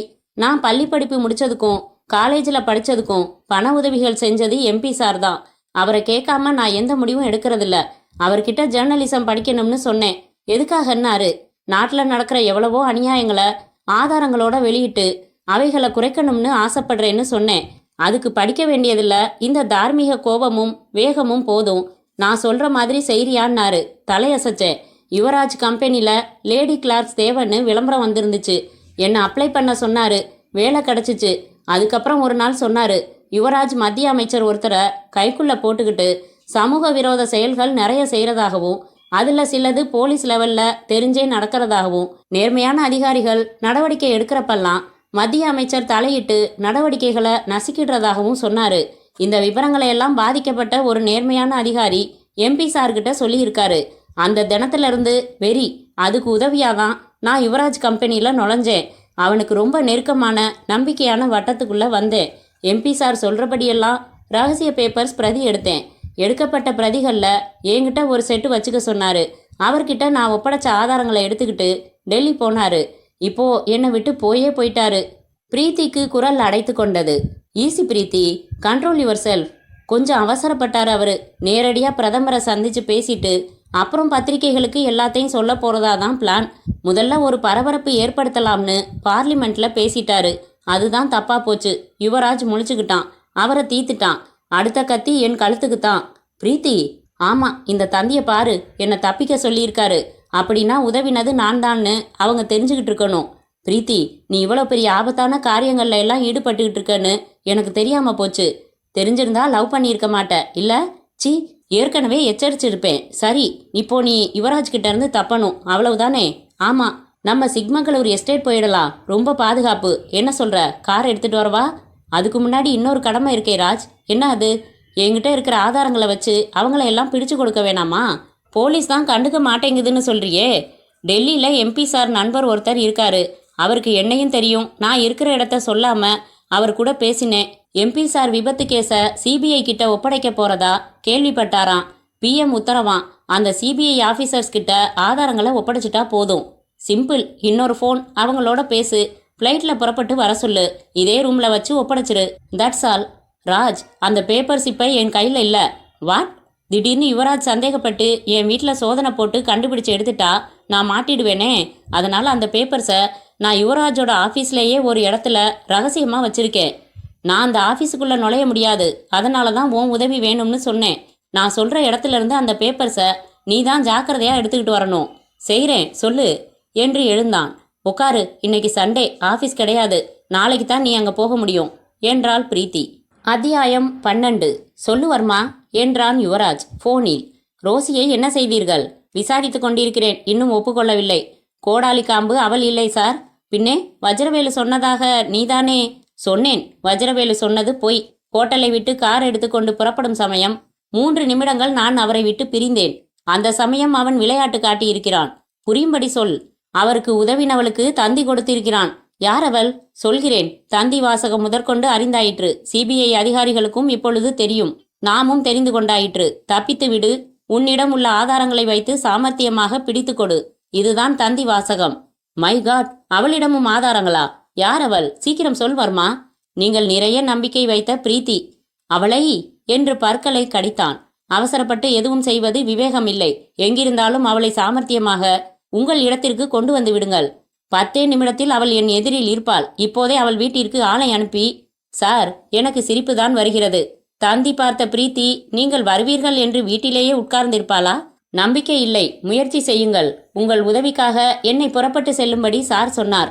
வா, உடனே வா. நீ அவசியம் தேவை இப்போது. மீண்டும் சொல்கிறேன், பிரீத்தி உயிரோடுதான் நமக்கு தேவை. புரிகிறது. சீக்கிரம் வா. ரிசீவரை வைத்து யுவராஜ் திரும்பி பார்க்க அவன் கைகளை கட்டிக்கொண்டு பவ்யமாய் நின்றான். பிரீத்தி இங்கே வரணும், போ. அவன் தலையசைத்து விட்டு புறப்பட்டான். அத்தியாயம் 13. டெல்லி. சுனில் பிரபாகர் எலக்ட்ரிக் ஷேவரில் சவரம் செய்து கொண்டிருந்தான். அருகில் மேஜை மேல் கலற்றி வைத்திருந்த ரிஸ்ட் வாட்சில் நேரம் பார்த்து கொண்டான். இன்னும் 4 நிமிடங்களில் கார் வரும். அவசரமாக முடித்துக்கொண்டு முகம் கழுவினான். தலை சீவினான். உடை அணிந்தான். சூட்கேஸ் தயாராக இருந்தது. எடுத்துக்கொண்டான். வீட்டை விட்டு வெளியே வந்தபோது கார் வந்து நின்றது. பின் கதவை உள்ளே இருந்து திறந்துவிட்ட Alex, get in quick Sunil. விமானத்திற்கு இன்னும் 20 நிமிடங்கள் தான் இருக்கின்றன. சுனில் ஏறிக்கொண்டதும் கார் விரைந்தது. என் யோசனையை நீ ஏற்றுக்கொண்டிருக்கலாம் சுனில். எதை சொல்கிறாய்? பிரீத்தியை பத்திரமாக்க சொல்லி சென்னை போலீஸுக்கு தகவல் தருவது பற்றி தான் சொல்கிறேன். முதலில் வேண்டாம் என்றுதான் நினைத்தேன். பிறகு நீ சொன்னதில் ஒரு காரணத்தை உணர முடிந்தது. அதனால் பிரீத்தியை பாதுகாப்பாக நம் அலுவலகத்திற்கு கொண்டு வர சொல்லி சென்னைக்கு தகவல் கொடுத்து விட்டேன். Very good, very good.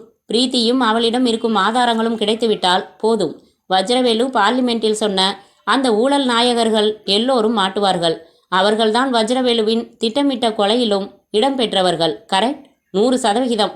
அந்த மத்திய அமைச்சர் யார் என்று நான் யூகம் சொல்லவா? சொல்லாதே. எனக்கும் யூகிக்க முடியும். அவர் சென்னை நண்பரையும் தெரியும். ஆனால் 3ஆம் தர அரசியல்வாதி போல ஆதாரம் கையில் இல்லாமல் நாம் பேசக்கூடாது.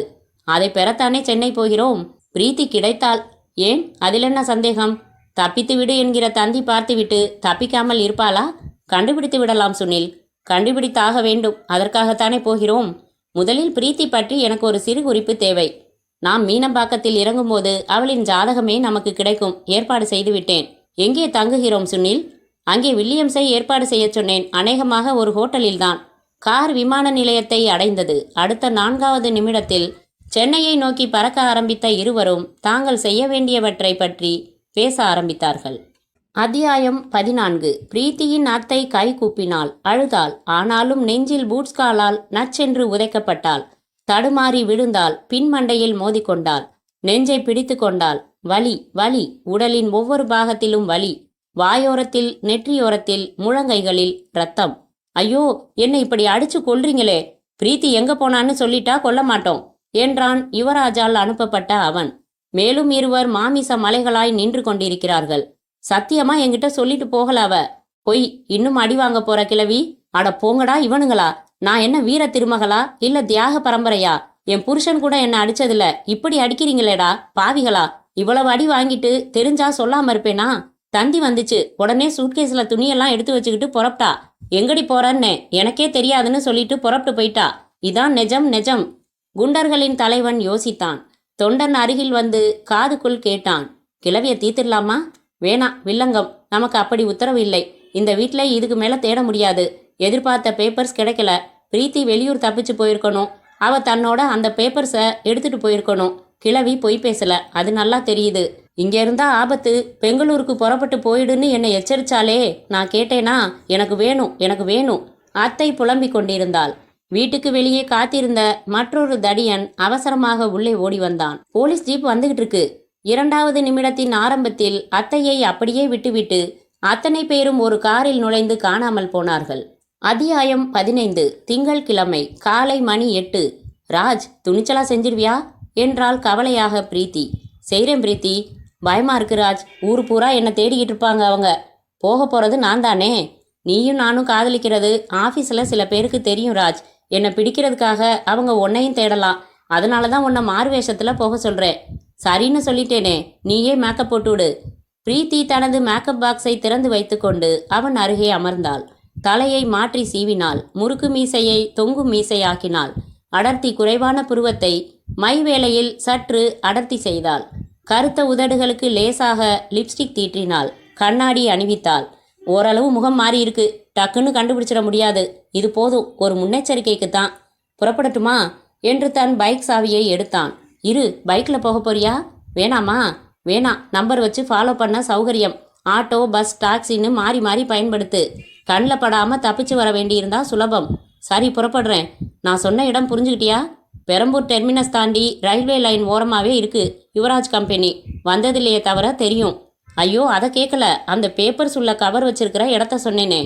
இது மனசில் பதிஞ்சு போச்சு. மெயின் ஆஃபீஸில் முதல் ஃப்ளோரில் ஸ்டாஃப் என்டர்டெயின்மெண்ட் ரூம் இருக்குது. அங்கே கேரம் போர்டு, டேபிள் டென்னிஸ் எல்லாம் உண்டு. அதை தாண்டி லேடிஸுக்கும் ஜென்ஸுக்கும் தனித்தனியாக டாய்லெட் ரூம். ஜென்ஸு டாய்லெட் பக்கத்தில் ஓல்டு ரெக்கார்ட்ஸ் எல்லாம் போடுற வேஸ்ட் ரூம். அது பூட்டி இருக்கும். சாவி நிலையில் உள்ள ஆணியிலேயே மாட்டி இருக்கும். உள்ள நுழைஞ்சா கால் வைக்கவே இடம் இருக்காது.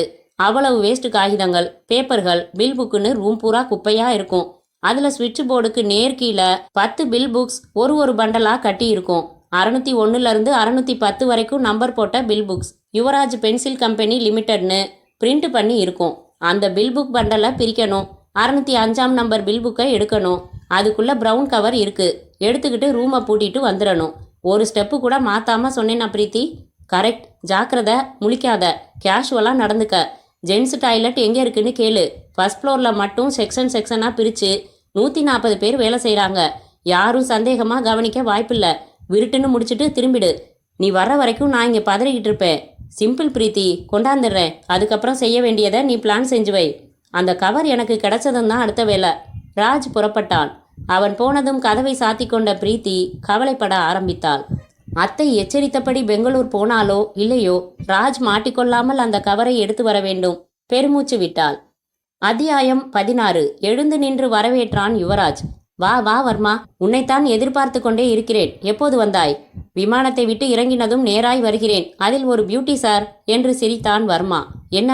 நான் வந்த அதே விமானத்தில்தான் MP கேஸை எடுத்துக்கொண்டிருக்கும் 2 CBI அதிகாரிகளும் வந்தார்கள். இப்போ இங்கேயே வந்து விட்டார்களா? ஏமாந்தால் உங்கள் கம்பெனிக்கே வந்து விடுவார்கள். என்ன ஆயிற்று பிரீத்தி? உச்சுக்கொட்டினான் யுவராஜ். கிடைக்கவில்லை. அவள் வீட்டையே புரட்டியாயிற்று. நாம் சம்பந்தப்பட்ட எந்த காகிதங்களும் இல்லை. தேடி இருக்கவே தேவையில்லை. அவள் தன் கையோடு வைத்திருப்பாள் அவற்றை. பிரீத்திக்கு ராஜ் என்று ஒரு காதலன் உண்டு. அவனை மடக்க வேண்டியதுதானே? அவனையும் 2 நாட்களாக காணோமாம். அவர்கள் 2 பேராகத்தான் சென்னையை விட்டு தப்பித்திருக்க வேண்டும். சார் மிகவும் கோபமாக இருக்கிறார். எனக்கு மட்டும் கோபம் இல்லையா? பிரீத்தி இவ்வளவு தூரம் செயல்பட எப்படி அனுமதித்தீர்கள்? என்ன கேள்வி இது? வஜ்ரவேலுவிடம் ரகசிய காகிதங்களை பிரதி எடுத்துக்கொடு என்று நான் அனுமதி அளித்தேன். எனக்கு தெரியாமல் நடத்தியிருக்கிறாள். பல நாள் வேலை. வஜ்ரவேலுவிடம் கைப்பற்றியதைப் போலவே ஸ்ட்ராங்கான ஆதார காகிதங்கள் இப்போது அவள் வசம் இருக்கிறது சார். உண்மை. அவள் அதை சேர்க்க வேண்டியவர்களிடம் சேர்த்துவிட்டால் என்ன ஆகும் என்று சொல்ல வேண்டியதில்லை. Varma, this is too much. என்னை குற்றம் சாட்டுவதற்காக புறப்பட்டு வந்தாயா? எனக்கு உதவுவதற்காக வந்தாயா? வர்மா எதிரே இருந்த ரெஃப்ரிஜரேட்டர் திறந்து ஒரு ஜூஸ் பாட்டில் எடுத்து கதவின் பிடியில் பாட்டில் மூடியை திறந்து மடக் மடக் என்று குடித்து முடித்தான். சரி, இப்போது 2 வேலைகள் உடனடியாக நாம் செய்ய வேண்டும். சொல். பிரீத்தியையும் அந்த ராஜையும் கண்டுபிடிப்பதில் இன்னும் தீவிரம் காட்ட வேண்டும். 12 பேர் ஆயுதங்களோடு இப்போது அதைத்தான் செய்து கொண்டிருக்கிறார்கள். பெங்களூர், பாம்பே, ஹைதராபாத் என்று அங்கங்கே நம் தொடர்புகளில் கூட சொல்லி தேட சொல்லியிருக்கிறேன். 2வது காரியம், நேராக அலுவலகம் சென்று கான்ஃபிடென்சியல் ஃபைல்ஸ் அத்தனையையும் எரிக்க வேண்டும். செய்துவிடலாம். குடோனில் ஸ்டாக் உள்ள சரக்கு அனைத்தையும் எங்காவது நாளைக்குள் டிஸ்போஸ் செய்துவிட வேண்டும். நாளை என்பதே கூட தாமதம்தான். அதற்காக கடலில் கொட்டவா முடியும்? மதிப்பு தெரியுமல்லவா உனக்கு? சார், இப்போது வீடு எரிகிறது. மொத்த பொருள்களும் காப்பாற்றப்பட வேண்டுமா? பணம், நகை மட்டும் எடுத்துக்கொண்டால் போதுமா? நெருப்பை அணைத்தால் பிரச்சனை முடிந்தது. கவனமாக பேசிக்கொண்டே நிற்பதில் அர்த்தமில்லை. நெருப்பை அணைத்தல் என்பது பிரீத்தியிடம் இருக்கும் ஆதாரங்களை கைப்பற்றுவதுதான். செய். அது சரி, பிரீத்தி எங்கே இருக்கிறாள் என்று ஒரு சின்ன க்ளூ கொடுங்கள். மற்றதை நான் பார்த்து கொள்கிறேன். இப்போது முதலில் அலுவலகம் போகலாம். வாருங்கள். யுவராஜ் உடனே புறப்பட்டான். அத்தியாயம் 17. விமான நிலையத்தில் சுனில் பிரபாகரையும் அலெக்ஸையும் வில்லியம்ஸ் வரவேற்றார். ஏற்பாடு செய்திருந்த ஹோட்டல் யுவாவிற்கு காரில் அழைத்துச் செல்லும் போதே பிரீத்தி பற்றிய விவரங்கள் அடங்கிய ஃபைலை தந்தார். பிரீத்தி வீட்டிற்கு உங்களிடம் தகவல் வந்ததுமே புறப்பட்டு போனோம். ஆனால் எங்களுக்கு முன்னால் எதிரிகள் முந்திக் கொண்டிருந்தார்கள். வாட் டு யூ மீன்? வீடு முழுக்க ஒரே அலங்கோலம். வீட்டில் இருந்த பிரீத்தியின் அத்தையை 3 தடியர்கள் அடித்து உதைத்து பிரீத்தியின் இருப்பிடத்தை பற்றி விசாரித்து இருக்கிறார்கள். சொல்லிவிட்டார்களாமா? உண்மையில் அவர்களுக்கு தெரியவில்லை சார். தந்தி வந்ததும் அவர்களை பெங்களூருக்கு போகச் சொல்லிவிட்டு கொஞ்ச நாட்களுக்கு என்னை தேடாதே என்று சொல்லிவிட்டு MP சார் எனக்கிட்ட கடைசி உத்தரவை நிறைவேற்ற வேண்டும் என்று சபதம் போல பேசிவிட்டு போகுமிடம் சொல்லாமல் சூட்கேஸ் எடுத்துக்கொண்டு புறப்பட்டிருக்கிறாள். அந்த ஆதாரங்கள்? அவர்களுக்கு எதுவுமே தெரியவில்லை. பிறகு ரயில்களில், பஸ்களில் ரிசர்வேஷன்ஸ் கார்டு செக் செய்துவிட்டோம். பிரீத்தியின் புகைப்படம் பிரதிகள் எடுத்து மற்ற ஊர்களுக்கு, வெளி மாநிலங்களுக்கு கூட அனுப்பியுள்ளோம். கண்டால் தகவல் தர சொல்லி. அந்த அம்மாள் இப்பொழுது அரசாங்க ஆஸ்பத்திரியில் அனுமதித்து சிகிச்சை தந்து கொண்டிருக்கிறோம். பிரீத்தியின் பக்கத்து வீடுகளில் சுத்தமாக விசாரித்து விட்டோம். அவள் தோழிகளையும் விசாரித்து விட்டோம். அவளை எங்கே பார்க்கலாம் என்று யார் தகவல் சொன்னதையும் அலட்சியப்படுத்தாமல் அத்தனை இடங்களிலும் பார்த்துவிட்டோம். பிரீத்தியை பற்றி ஒரு தகவலும் இல்லை. பிரீத்தியின் வீடு இப்போது பூட்டப்பட்டு சாவி என்னிடம்தான் உள்ளது. சுனில் பிரபாகர் ஒரு சிகரெட்டை பொருத்தி கொண்டு சொன்னான். ஹோட்டலுக்கு போய் லக்கேஜ்களை வைத்துவிட்டு உடன் அந்த வீட்டுக்கு நாம் போகிறோம். அலெக்ஸ் பிரீத்தியின் ஃபைலை புரட்டி கொண்டு, சுனில், இதோ பார், பிரீத்தி வேலை பார்ப்பது யாருடைய கம்பெனியில் தெரியுமா? தெரியும், பார்த்து விட்டேன். Yuvraj pencil company. எதிர்பார்த்ததுதான். பெரிய கம்பெனியா? இந்தியா முழுக்க பிரபலம். பென்சில் மட்டும் தயாரிக்கவில்லை, ஸ்டேஷனரி பொருள்கள் அத்தனையும், கார்பன் பேப்பர், ஸ்கெட்ச் பேனா, எரேசர், இங்க், ரீஃபில்ஸ், குண்டூசி, ஜெம் கிளிப் என்று சகலமும். ஒவ்வொன்றுக்கும் தனித்தனி யூனிட். உலகம் முழுவதும் ஏற்றுமதி செய்கிறார்கள் என்றான் வில்லியம்ஸ். சுனில், பிரீத்தியை பற்றி தெரிந்ததிலிருந்து வஜ்ரவேலு பார்லிமெண்டில் குறிப்பிட்டது யுவராஜ் கம்பெனியை தான் என்பது கிளியர் ஆகியுள்ளது. யுவராஜ் அந்த மத்திய அமைச்சரின் நண்பர். சிக்கல்களில் இருந்து அமைச்சரால் காப்பாற்றப்பட்டவர். எல்லாம் நமக்கு தெரியும். இப்போது ஆளான சடன் திடீரென்று ஒரு மாஸ் ரெய்டு அவரது கம்பெனியில் ஏன் நடத்தி பார்க்க கூடாது? அந்த ஐடியா எனக்கும் உள்ளது. அதை கடைசியாக வைத்திருக்கிறேன். அதற்கு பிரீத்தியும் அவளிடம் இருக்கும் ஆதாரங்களும் கிடைத்தால் நமக்கு இன்னும் உபயோகமாக இருக்கும். ஹோட்டல் யுவா மிக அலட்டலாக நின்றது. அதற்கு முன் இவர்களின் கார் சென்று நின்றது. அத்தியாயம் 18. ராஜ் பெரம்பூர் பஸ் டெர்மினஸில் இறங்கி கொண்ட போது மணி 9:15. யுவராஜின் அலுவலகம் 9 மணிக்கு துவங்குவதாக பிரீத்தி சொல்லியிருந்தாள். பேண்டின் 2 பாக்கெட்டுகளிலும் கைகளை நுழைத்து கொண்டு மெதுவாக நடந்தான். ஞாயிறு விடுமுறையில் ஓய்வெடுத்துவிட்டு மீண்டும் பாவமே என்று மக்கள் அலுவலகத்திற்கு டிஃபன் பாக்ஸுகளோடு விரைந்து கொண்டிருந்தார்கள். ராஜ் அரை பாக்கெட் சிகரெட் வாங்கி கொண்டான். ஒன்றை கொளுத்தி கொண்டான். 200க்கும் மேல் அலுவலர்கள் வேலை பார்க்கும் ஒரு அலுவலகம். 500க்கும் மேற்பட்ட தொழிலாளர்கள் வேலை பார்க்கும் தயாரிப்பு யூனிட்ஸ். இந்த வெள்ளத்தில் என்னை யார் கண்டுகொள்ளப் போகிறார்கள்? யாராவது தடுத்து, யார் நீ, எங்கே வந்தாய் என்று கேட்டால் ஒரு பதில் தேவை. அதையும் பிரீத்தி சொல்லிவிட்டாள். டெஸ்பாட்ச் செக்ஷனில் ஆதி நாராயணனை பார்க்க வந்தேன். ஆதி நாராயணனுக்கு ஏராள நண்பர்களாம். தினம் 4 பேர் வந்து விடுவார்களாம். சதா ஃபோனில் அரட்டையாம். மேனேஜருக்கு வேண்டப்பட்டவர் என்பதால் நோ கேள்வி, நோ கண்டிப்பு. ஆதி நாராயணன் என்றால் கடுமையான முகம் தனிவாகுமாம். ராஜ் நடந்து யுவராஜ் பென்சில் கம்பெனியின் வாசலை அடைந்தான். இரும்பு கேட் திறந்திருந்தது. விசிட்டர்ஸ் புத்தகத்துடன் வாட்ச்மேன் ஒரு ஓரமாக மேஜை போட்டு அமர்ந்திருந்தான். 4-5 பேர் உள்ளே போய்கொண்டும் வந்து கொண்டும் இருந்தார்கள். ராஜ் வாட்ச்மேனை கவனிக்காமல் தாண்டி நடக்க, சார், யாரை பார்க்கணும்? மிக கேஷுவலாக சொன்னான். எத்தனை தடவை வந்தாலும் மறந்துடுவீங்களே. டெஸ்பாட்ச் நாராயணன் ஃப்ரெண்டுனா. அது சரி, கையெழுத்து போட்டுட்டு போங்க. ஜனார்த்தனன் என்று கையெழுத்து போட்டான். வந்த நோக்கம் என்னும் காலத்தில் அரட்டை என்று எழுதினான். நடந்தான். ஆஸ்பெட்டாஸ் கூரை வைந்த ஷெட்டுகள் 7-8 தள்ளி தள்ளி இருந்தன. அங்கே காக்கி உடை தொழிலாளிகள் தெரிந்தனர். அலுவலக கட்டிடம் 2 மாடிகளுடன் நிறைய கண்ணாடி ஜன்னல்களுடன் இருந்தது. இவன் மிகவும் பழக்கப்பட்டவன் போல அலுவலக கட்டிடத்தின் உள்ளே நடந்தான். அத்தியாயம் 19. பிரீத்தியின் வீட்டுக்குள் சுனில், பிரபாகர், அலெக்ஸ் இருவரும் வந்தார்கள். அவர்களை தொடர்ந்து வில்லியம்ஸ் வந்தார். அரை மணி நேரம் ஏற்கனவே கலைந்திருந்த அந்த வீட்டின் அறைகளில், குறிப்பாக பிரீத்தியின் அறையில் தேடினார்கள். அவள் எங்கே போயிருக்கலாம் என்கிற தடயத்தை, ஒரு சின்ன குறிப்பை. வில்லியம்ஸ், அருகில் உள்ள டாக்ஸி ஆட்டோ ஸ்டாண்டுகளில் விசாரித்து விட்டீர்கள் அல்லவா? விசாரித்து விட்டோம். பிரீத்தியின் புகைப்படத்தை காட்டியே விசாரித்தோம். பயனில்லை. பிரீத்தி வீட்டை விட்டு புறப்பட்டது எத்தனை மணிக்கு? வில்லியம்ஸ் தனது பாக்கெட்டில் இருந்து ஒரு சிறிய நோட்டை எடுத்து புரட்டி, காலை 6:30 மணிக்கு என்றார். சுனில், பிரபாகர் கலைந்து கிடந்த புத்தகங்களில் 1-2 எடுத்து முதல் பக்கத்தை புரட்டி பார்த்தார். பிரீத்தி பிரீத்தி என்று கையெழுத்து இருந்தது. 1 அங்குல காதல் கவிதைகள் கொண்ட புத்தகத்தை பார்த்து அதையும் புரட்டி பார்த்தார். அதில் முதல் பக்கத்தில், என் இதயத்தின் இதயத்திற்கு காதலுடன் ராஜ் என்று தமிழில் எழுதப்பட்டிருக்க, வில்லியம்ஸ், கமான், இதை மொழிபெயர்த்து சொல்லுங்கள். தமிழில் என்ன எழுதப்பட்டிருக்கிறது? வில்லியம்ஸ் மொழிபெயர்த்து சொன்னார். ராஜ் காதலனா? அந்த அத்தையை விசாரித்த போது பிரீத்திக்கு காதலன் இருப்பதாக சொன்னார்களா? இல்லையே. அவர்கள் எந்த ஆஸ்பத்திரியில் இருக்கிறார்கள்? வாருங்கள் போகலாம். வந்தார்கள். அத்தை வெள்ளை விரிப்பு விரித்த அரசாங்க மெத்தையில் படுத்துக்கொண்டு அங்கங்கே பிளாஸ்திரி ஒட்டிக்கொண்டு ஆரஞ்சு சுளை உரித்து சாப்பிட்டு கொண்டிருந்தார்கள். கேட்டபோது, ஆமாம், ராஜை பிரீத்தி லவ் பண்ணுறா என்றார். இதையே முதல்ல சொல்லல என்றார் வில்லியம்ஸ். நீங்க முதல்ல இதை பத்தி கேட்கலையே. எங்க போனான்னு தான் விதவிதமா கேட்டீங்க. தெரியாதுன்னே. ராஜ் வீடு எங்க இருக்கு? அடையாறுல இருக்கு. அட்ரஸ் சொல்லவா? சீக்கிரம். குறித்து கொண்டு புறப்பட்டார்கள். அத்தியாயம் 20. ராஜ் அலுவலகத்திற்கு உள்ளே வந்து ஒரே ஒரு வினாடி தயங்கினான். நுழைவுக்கு அருகிலேயே ரிசப்ஷன் டெஸ்க் இருந்தது. டெலிபோன் ஆபரேட்டர் தன் புதுப்புடவையை காட்டி ரிசப்ஷனிஸ்டிடம் பேசிக்கொண்டிருக்க, முதல் மாடிக்கு படிகள் எங்கே என்று தேடினான். அகப்படவில்லை. அதற்குள் 2 காதருகிலும் செயற்கையாய் எடுத்துவிடப்பட்ட கூந்தல் சுருள் ஸ்பிரிங் போல அசைய சிரித்த அந்த ரிசப்ஷனிஸ்ட் காரி இவனையும் இவன் தயக்கத்தையும் பார்த்துவிட்டாள். Yes, what you want sir? அலுவலகத்திற்கு உள்ளே நுழைந்ததுமே டாய்லெட் எங்கே இருக்கிறது என்று விசாரிப்பது அபத்தம். அதுவும் ஒரு பெண்ணிடம். ராஜபாளையத்தில் இருந்து வருகிறேன். சரக்குகள் ஆர்டர் செய்திருந்தேன். 15 நாட்களாக அனுப்பப்படவில்லை. பதிலும் இல்லை. You go to sales section please. நேராக சென்று வலதுபுறம் திரும்புங்கள். தேங்க்யூ. ராஜ் நேராக சென்று வலதுபுறம் திரும்புவதற்கு முன் அங்கே இருந்த தண்ணீர் ட்ரம்மில் தண்ணீர் பிடித்து குடித்துக்கொண்டே முதல் மாடிக்கு படிகள் இருக்கும் பகுதியை தேடினான். அந்த தனி அறையில் இருந்து வெளியே வந்தால் முதல் நாள் தண்ணீரில் இறக்கிவிடப்பட்டு சந்தேக எல்லையில் மின்சாரம் பாய்ச்சி கொல்ல தயார்படுத்தப்பட்டு பிறகு அவளல்ல என்று தெரிந்ததும் மன்னிக்கப்பட்ட ரோசி. அவள் பார்வையில் ராஜ் தண்ணீர் குடித்து கொண்டிருப்பது தெரிந்தது. உற்று பார்த்தாள். மீண்டும் உற்று பார்த்தாள். இவன் ராஜ் இல்லை. பிரீத்தியின் காதலன் இல்லை. என்ன இது? முகத்தில் இத்தனை மாற்றங்கள். தலையை மாற்றி சீவி இருக்கிறான். பிரீத்தி இன்றைக்கு இதுவரை ஆபீஸ் வரவில்லையே. துரோகம் செய்ததாக யுவராஜ் என்னை சந்தேகப்பட்டார். பிறகு நீ இல்லை, தொல்லை கொடுத்து விட்டேன், என்னை மன்னித்து விடு என்றார். துரோகம் செய்தது யார் என்றும் கேட்டதற்கு பதில் சொல்லவில்லை. ஒருவேளை பிரீத்தியாக இருக்கும் என்று நானாக நினைத்து கொண்டேன். ஆபீஸ் வரும் முன் அவளை வீட்டில் சந்திக்கலாம் என்று சென்றபோது வீடு பூட்டியிருந்தது. ஆபீஸுக்கும் வரவில்லை.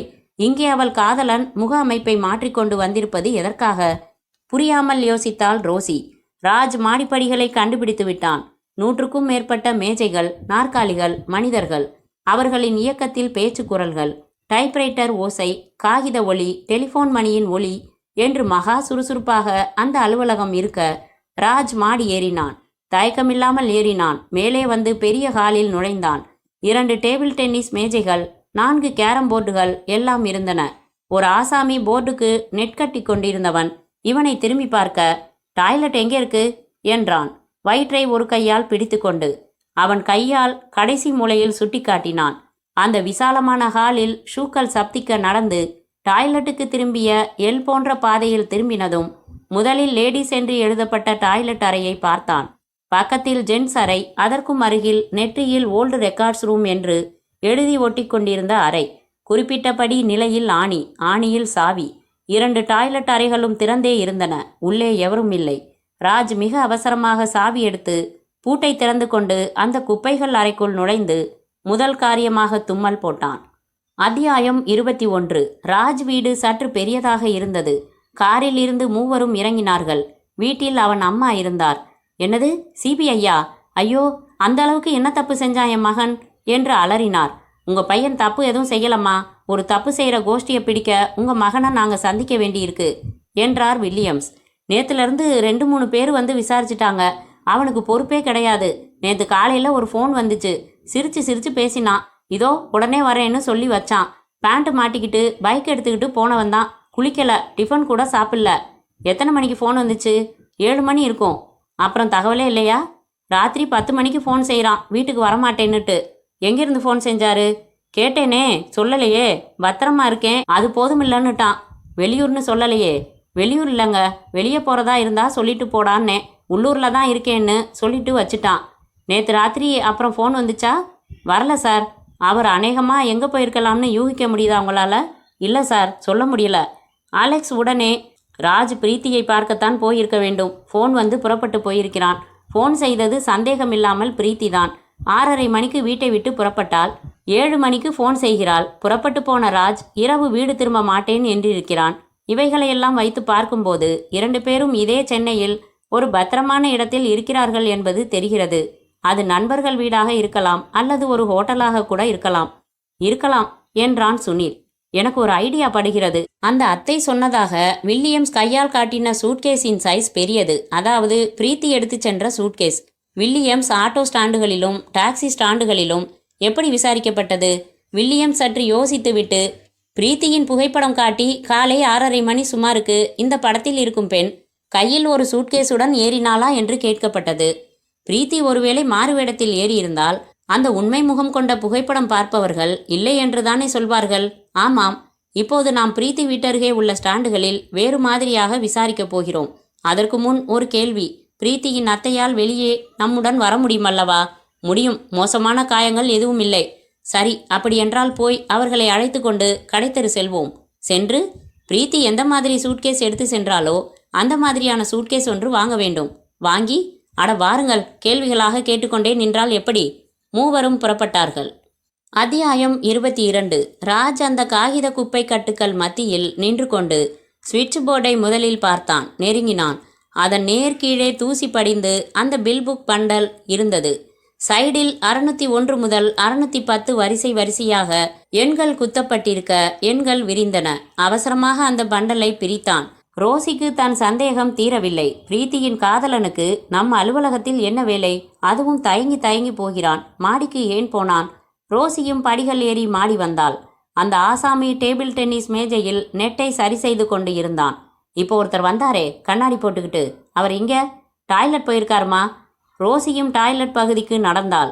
எல் போன்று திரும்பும் பகுதியில் திரும்பியதுமே தெரிந்துவிட்டது டாய்லெட்டில் ஆள் இல்லை என்று. 2 அறைகளின் கதவுகளும் விரிய திறந்திருக்க வேஸ்ட் ரூம் கதவு சாத்தியிருந்தது. ஆனால் பூட்டில்லை. ரோசி நெருங்கினாள். கதவை லேசாக தள்ளி உள்ளே பார்த்தாள். அவளுக்கு முதுகு காட்டிக்கொண்டு ராஜ் அப்போதுதான் அந்த பில்புக் பண்டலை பிரித்து கொண்டிருக்க, என்ன செய்கிறான் இவன்? நம் அலுவலகத்தின் பழைய ரெக்கார்டுகளின் அறைக்குள் சம்பந்தமே இல்லாத இவனுக்கு என்ன வேலை? ரோசியின் சந்தேகம் வலுவடைந்தது. இந்த வினாடி உள்ளே நுழைந்து சத்தம் போட்டால் ஏதாவது ஆயுதம் எடுத்து விட்டான் என்றால் அறையை வெளிப்பக்கமாக பூட்டிவிட்டு நேராக யுவராஜின் அறைக்கு சென்று சொல்லிவிடலாம் என்று தீர்மானித்தாள். சத்தம் செய்யாமல் கதவை வெளிப்புறம் இருந்து ஓசையின்றி தாழிட்டுவிட்டு பூட்டை தேடினாள். இல்லை, உள்ளே அவனிடம் இருக்கிறது போல் இருக்கிறது. வெறும் தாழ்பால் போதும். உள்ளிருந்து எப்படி திறக்க முடியும்? வேகமாக நடந்தாள் ரோசி. ஹாலில் அந்த ஆசாமியை காணவில்லை. படிகளில் இறங்கி யுவராஜின் தனியறைக்கு விரைவு நடையில் சென்றாள். ராஜ் 605ஆம் பில்புக்கை எடுத்து பிரிக்க உள்ளிருந்த நீளமான பிரவுன் கவர் கீழே விழுந்தது. கைகளில் எடுத்துக்கொண்ட ராஜ் முகம் பிரகாசமானான். நேரம் பார்த்தான். மணி 10. இந்த 10 மணியோடு யுவராஜின் சந்தோஷங்கள் அனைத்தும் தொலைந்தன. ஆதாரங்கள் எனக்கு கிடைத்த நேரம் இனி அவனது கவலை நேரம் என்று நினைத்து கொண்டான். அந்த பிரவுன் கவருக்குள் ஜெராக்ஸ் செய்யப்பட்ட காகிதங்கள் இருக்கின்றனவா என்று சரிபார்த்து கொண்டான். கவரை அப்படியே சட்டையின் முதல் பட்டனை கலற்றி பனியனுக்குள் வைத்து கொண்டான். புறப்பட்டான். கதவில் கை வைத்து இழுக்க அது வரவில்லை. வெளிப்புறம் தாளிடப்பட்டிருப்பதை உணர்ந்து திடுக்கிட்டான். யுவராஜ் தன் அறையில் வர்மாவுடன் எரிக்க வேண்டிய ஃபைல்கள், ரெக்கார்டுகள் என்னென்ன என்று ஒரு லிஸ்ட் எழுதி கொண்டிருந்த போது இன்டர்காம் அழைத்தது. நான் ரோசி பேசுகிறேன். ரொம்ப முக்கியமாக உங்களை பார்க்கணும். ஒரு விஷயம் சொல்லணும். சரி, உள்ள வா. பதட்டமாக உள்ளே வந்தாள். சார், பிரீத்தி இல்லை, அவளோட காதலன் ராஜ்னு பேரு. எனக்கு அவனை நல்லா தெரியும். எங்க எங்க இருக்கான் அவன்? இப்போ நம்ம ஆஃபீஸில் மாடியில் ஓல்டு ரெக்கார்ட்ஸ் ரூமில் என்னவோ தேடிக்கிட்டு இருக்கான். நான் கதவை வெளிப்பக்கம் பூட்டிட்டு வந்துட்டேன். வாட் என்று எழுந்தான் யுவராஜ். அத்தியாயம் 23. பிரீத்தியின் அத்தையை காரில் அழைத்து வந்து பெரிய சூட்கேஸ் கடையில் பிரீத்தி எடுத்து சென்ற அதே மாதிரியான சூட்கேஸ், அதே சைஸில், அதே கலரில் இருந்தால் அடையாளம் காட்டுமாறு கேட்டார்கள். 5 நிமிடம் அலசி சிவப்பு நிறத்தில் கருப்பு கட்டங்கள் போட்ட பெரிய சைஸ் சூட்கேஸை காட்டி இதே சைஸ் என்றார் அவர். அதை விலைக்கு வாங்கி கொண்டார்கள். பிரீத்தியின் வீட்டருகே இருந்த ஆட்டோ மற்றும் டாக்ஸி ஸ்டாண்டுக்கு வந்தார்கள். பிரீத்தியின் வீடு இருந்தது ஒரு புறநகர் பகுதி. அங்கே இருந்து ஆட்டோவோ டாக்ஸியோ பிடிக்க வேண்டுமானால் ஸ்டாண்டுக்கு வந்தால்தான் உண்டு. பிஸியான சாலையில் கைத்தட்டி அழைத்து கொள்வது போல சாத்தியமில்லை. பக்கத்து வீட்டுக்கு வரும் வாகனத்தை அமர்த்தி கொண்டால் கொஞ்சம் நடையை தவிர்க்க முடியும். முதலில் ஆட்டோ ஸ்டாண்டுக்கு வந்தார்கள். சுனில் பிரபாகர் வில்லியம்ஸிடம் எப்படி கேட்க வேண்டும் என்று சொல்ல அதன்படி அவர் கேட்டார். சூட்கேஸை காட்டி, நேற்று காலையில் ஒரு பொண்ணு இந்த சூட்கேஸோட ஏறிச்சா? 4 டிரைவர்கள் இருந்தார்கள். 4வரும் தலையை குறுக்கில் அசைத்தார்கள். இந்த ஸ்டாண்டில் எத்தனை வண்டிங்க? 6 சார். 1 ரிப்பேர் ஷெட்டில் இருக்கு. 4 தான் இதோ நிற்கிது. இன்னும் 1 போயிருக்குது. அந்த வண்டியை நீங்கள் விசாரிக்கவே வேணாம். ஏன்? காலையில் வெள்ளனன்னு சொல்கிறீங்களே, அந்த வண்டி நேற்று ஸ்டாண்டுக்கு வந்ததே காலையில் 11 மணிக்கு தான். அடுத்து டாக்ஸி ஸ்டாண்டு வந்தார்கள். மொத்தம் 4 வண்டிகளாம். தற்சமயம் 3 வண்டிகள் நின்றிருந்தன. 3 டிரைவர்களுமே உதடுகளை பிதுக்கினார்கள். 4வது வண்டி பக்கத்தில் உள்ள ஏரியாவிற்கு தான் சவாரி போயிருக்கிறதாகவும் இப்போது திரும்பிவிடும் என்றும் சொன்னார்கள். இவர்கள் அந்த 4வது டாக்ஸிக்காக காத்திருந்தார்கள். அத்தியாயம் 24. ராஜ் கதவை தள்ளி பார்த்தான். படபடவென்று தட்டி பார்த்தான். திகிலுடன், வியர்வையுடன், நடுக்கத்துடன் செய்வதறியாது நின்றான். ஜென்ஸ் டாய்லெட் அறை கதவை திறந்து கொண்டு அந்த ஆசாமி வெளியே வந்தான். நெட் கட்டி கொண்டிருந்த ஆசாமி. கதவு தட்டப்படும் சத்தம் கேட்டான். அட, யாரோ உள்ளே மாட்டிக்கொண்டு விட்டார்கள். உள்ளே ஆள் இருப்பது தெரியாமல் யாரோ கதவை சாத்தி விட்டார்கள். அந்த ஆசாமி அதற்கு மேல் தன் அறிவை பயன்படுத்தாமல் கதவின் தாழ்பாலை திறந்துவிட்டு, உள்ள நீங்க இருக்கிறது தெரியாம யாரோ சாத்திட்டாங்க சார் என்றான். ஆமாம் என்று இழித்துவிட்டு வெளியேறினான் ராஜ். பரபரப்புடன் யுவராஜும் வர்மாவும் ரோசியும் அலுவலக ஹாலில் நடந்து மாடிப்படிகளை நோக்கி வேகமாக செல்ல அலுவலகம் மொத்தமும் காரணம் புரியாமல் வியப்புடன் பார்த்தது. தடதடவென்று மாடிப்படிகளில் ஏறி மேலே வர, கும்புறேன் ஐயா என்றான் அந்த ஆசாமி சந்தர்ப்பம் தெரியாமல். மூவரும் டாய்லெட் அறையை நோக்கி வேகமாக நடக்க, இதென்ன இவ்வளவு பேருக்கும் ஒரே நேரத்தில் அவசரமா என்று நினைத்து கொண்டான். ஐயாவுக்குத்தான் தனி ரூமுக்குள்ளேயே லெட்டின் இருக்குதே என்றும் தன்னையே கேட்டுக்கொண்டான். போன அத்தனை பேரும் அதே வேகத்தில் திரும்பி வந்தார்கள். ரோசிதான் கேட்டாள், ஏய், அந்த ரூமை யார் திறந்தது? உள்ள ஒரு ஆள் இருந்தானே, எங்க? யாரோ உள்ள இருக்கிறது தெரியாம சாத்திட்டாங்கன்னு நான் தான் திறந்து விட்டேன், போயிட்டாரே. அவன் சொல்லி முடிக்கும் முன்னர் கன்னத்தில் அறை விழுந்தது. ரோசி அருகில் இருந்த ஜன்னல் வழியாக பார்த்து சத்தமாக பதறினாள். அதோ நம்ம கம்பெனி வாசல் கேட்டுக்கிட்ட வெளியில நடந்துகிட்டு இருக்கான் பாருங்க, நீல சட்டை நீல பேண்ட். வர்மா பற்களை கடித்தான். கீழே பைக் இருக்கிறதா? இருக்கிறது. யாராவது ஒருவனை என்னோடு அனுப்புங்கள். Something wrong. அவனை விடக்கூடாது. அல்லது அவன் எங்கே போகிறான் என்றாவது தெரிந்தாக வேண்டும். வர்மா 4 படிகளாக இறங்கினான். பின்னால் இறங்கி வந்த யுவராஜ், ஜேம்ஸ், நீ அவரோட போ, ஒரு பைக் எடுத்துக்க. வர்மாவுக்கு வழி தெரியாது. 60 வினாடிகளில் அந்த பைக் சீறி புறப்பட்ட போது தூரத்தில் வேகமாக நடந்து கொண்டிருந்த ராஜை பார்க்க முடிந்தது வர்மாவால். கம்பெனி எல்லை தாண்டி வந்துவிட்ட ராஜ் எதேச்சையாக திரும்பி பார்த்து, அப்போதுதான் அந்த பைக் தன்னை பிடிக்கத்தான் சீறி வந்து கொண்டிருக்கிறது என்பதை உணர்ந்து ஓட ஆரம்பித்தான். அந்த பைக் அவனை மிகவும் நெருங்கியது. பைக்கில் வருவது ஒருவரா 2வரா என்று திரும்பி பார்க்க கூட சந்தர்ப்பம் இல்லாமல் ஓடினான் ராஜ். கலன்று விழுந்த கண்ணாடியை குனிந்து எடுக்க அவகாசமில்லை. ரயில்வே லைன் எதிர்பட்டது. ரயில்வே லைனை தாண்டி ஓடினான். பைக் மேடான அந்த பகுதியில் ரயில்வே லைனை கடக்க சிரமப்பட்டது. அதற்குள் பைக்காரர்களுக்கும் அவனுக்கும் இருந்த இடைவெளியின் தூரம் அதிகரித்து இருந்தது. ஓடிக்கொண்டே யோசித்தான் ராஜ். இப்போது ஆட்டோ பிடித்தாலும் சரி, டாக்ஸி பிடித்தாலும் சரி, நிச்சயமாக அவர்கள் பைக்கில் தொடர்வார்கள். உடனடியாக இவர்கள் கண்ணில் இருந்து தப்பிக்க வேண்டும். ராஜ் தனக்கு எதிரே வளைந்த சாலையில் வளைந்து ஓடி திரும்ப எதிர்பட்டது ஒரு சினிமா தியேட்டர். உடனே உள்ளே ஓடினான். மூச்சிறைக்க பால்கனி டிக்கெட் வாங்கி கொண்ட பின் உள்ளே போய் அமர்ந்து கொண்டு மூச்சாய் வாங்கினான். திரையில் விளம்பர பெண், மயக்கமா, தலை சுற்றலா, கவலையே வேண்டாம் என்றாள். ரயில்வே லைனை தாண்டி பிறகு வேகம் எடுத்து வந்த இருவரும் ராஜை காணாமல் திகைத்தார்கள். சுற்றிலும் பார்த்தார்கள். 4 வீடுகள் தள்ளி ஒரு சினிமா தியேட்டர். ஒரு வீட்டின் வாசலில் புடைத்து கொண்டிருந்த அம்மாளின் அருகில் பிரேக் அடித்து, ஏமா, நீல சட்டை போட்டுக்கிட்டு இப்போ ஒருத்தன் இந்த பக்கம் ஓடி வந்ததை பார்த்தீங்களா? ஆமாம் பார்த்தேன். அவன் எங்கே போனா? அதோ அந்த தியேட்டருக்குள்ள போனான். தியேட்டரை நோக்கி செலுத்த முற்பட்ட ஜேம்ஸை தோளில் கை வைத்து அழுத்தினான் வர்மா. வேறு ஒரு ஐடியா செய்யப் போகிறேன் என்று இறங்கிக் கொண்டான். ஜேம்ஸ், நான் சொல்வதைப் போல செய் என்று அவன் காதில் கிசுகிசுத்தான். இதற்குத்தான் டெல்லியில் இருந்து வரவேண்டும் என்பதா? அட்டகாசமான யோசனை.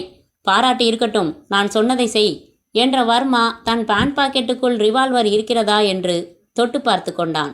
அத்தியாயம் 25. அந்த 4வது டாக்ஸிக்காக நிழலில் நின்று இளநீர் குடித்து கொண்டு காத்திருந்தார்கள் சுனில் பிரபாகரும் அலெக்ஸும் வில்லியம்ஸும். இந்த காத்திருப்பு அவசியமற்றது என்று எனக்கு படுகிறது. வேறு ஏதாவது கோணத்தில் சிந்திக்கலாமே சுனில். இல்லை அலெக்ஸ், இதை கிளியர் செய்து கொண்டு அடுத்த யோசனைக்கு செல்லலாம். பிரீத்தி நிச்சயம் வெளியூர் போகவில்லை. பெரிய சூட்கேஸுடன் அவசரமாக புறப்பட்டாள்.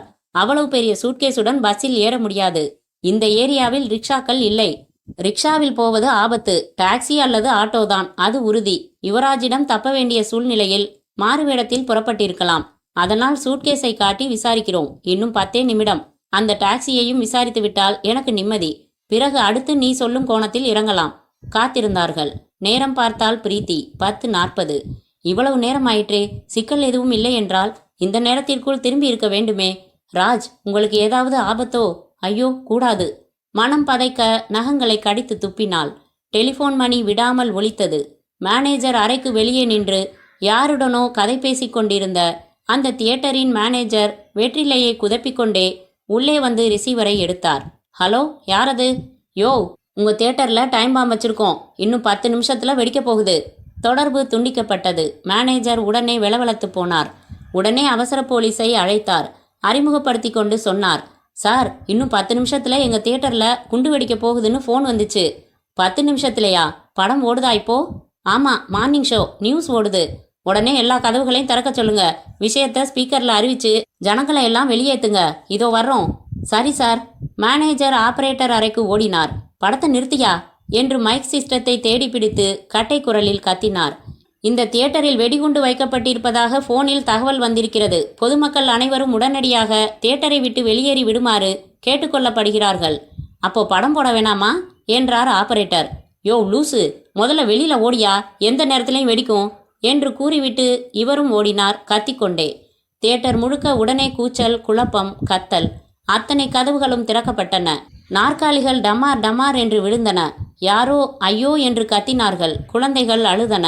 திசை திக்கு இல்லாமல், விளக்கு இல்லாமல், உயிராசை ஒன்றே பிரதானமாக மற்றவன் நெஞ்சில் மிதித்து கொண்டெல்லாம் வெளியே ஓடிவர ஆரம்பித்தார்கள். ராஜும் ஓடி வந்தான்.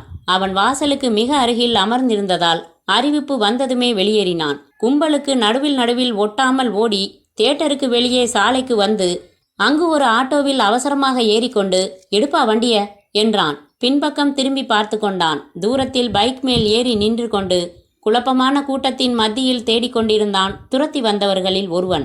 ஆட்டோ புறப்பட்டது. நிம்மதி பெருமூச்சுடன் ஹோட்டல் சியர்ஸ் என்றான். அரை மணி நேரத்தில் ஹோட்டல் சியர்ஸை நோக்கி ஆட்டோ நெருங்கிக் கொண்டிருந்தது. ராஜ் பனியனுக்குள் கவர் இருக்கிறதா என்று தொட்டு பார்த்து கொண்டான். இருந்தது.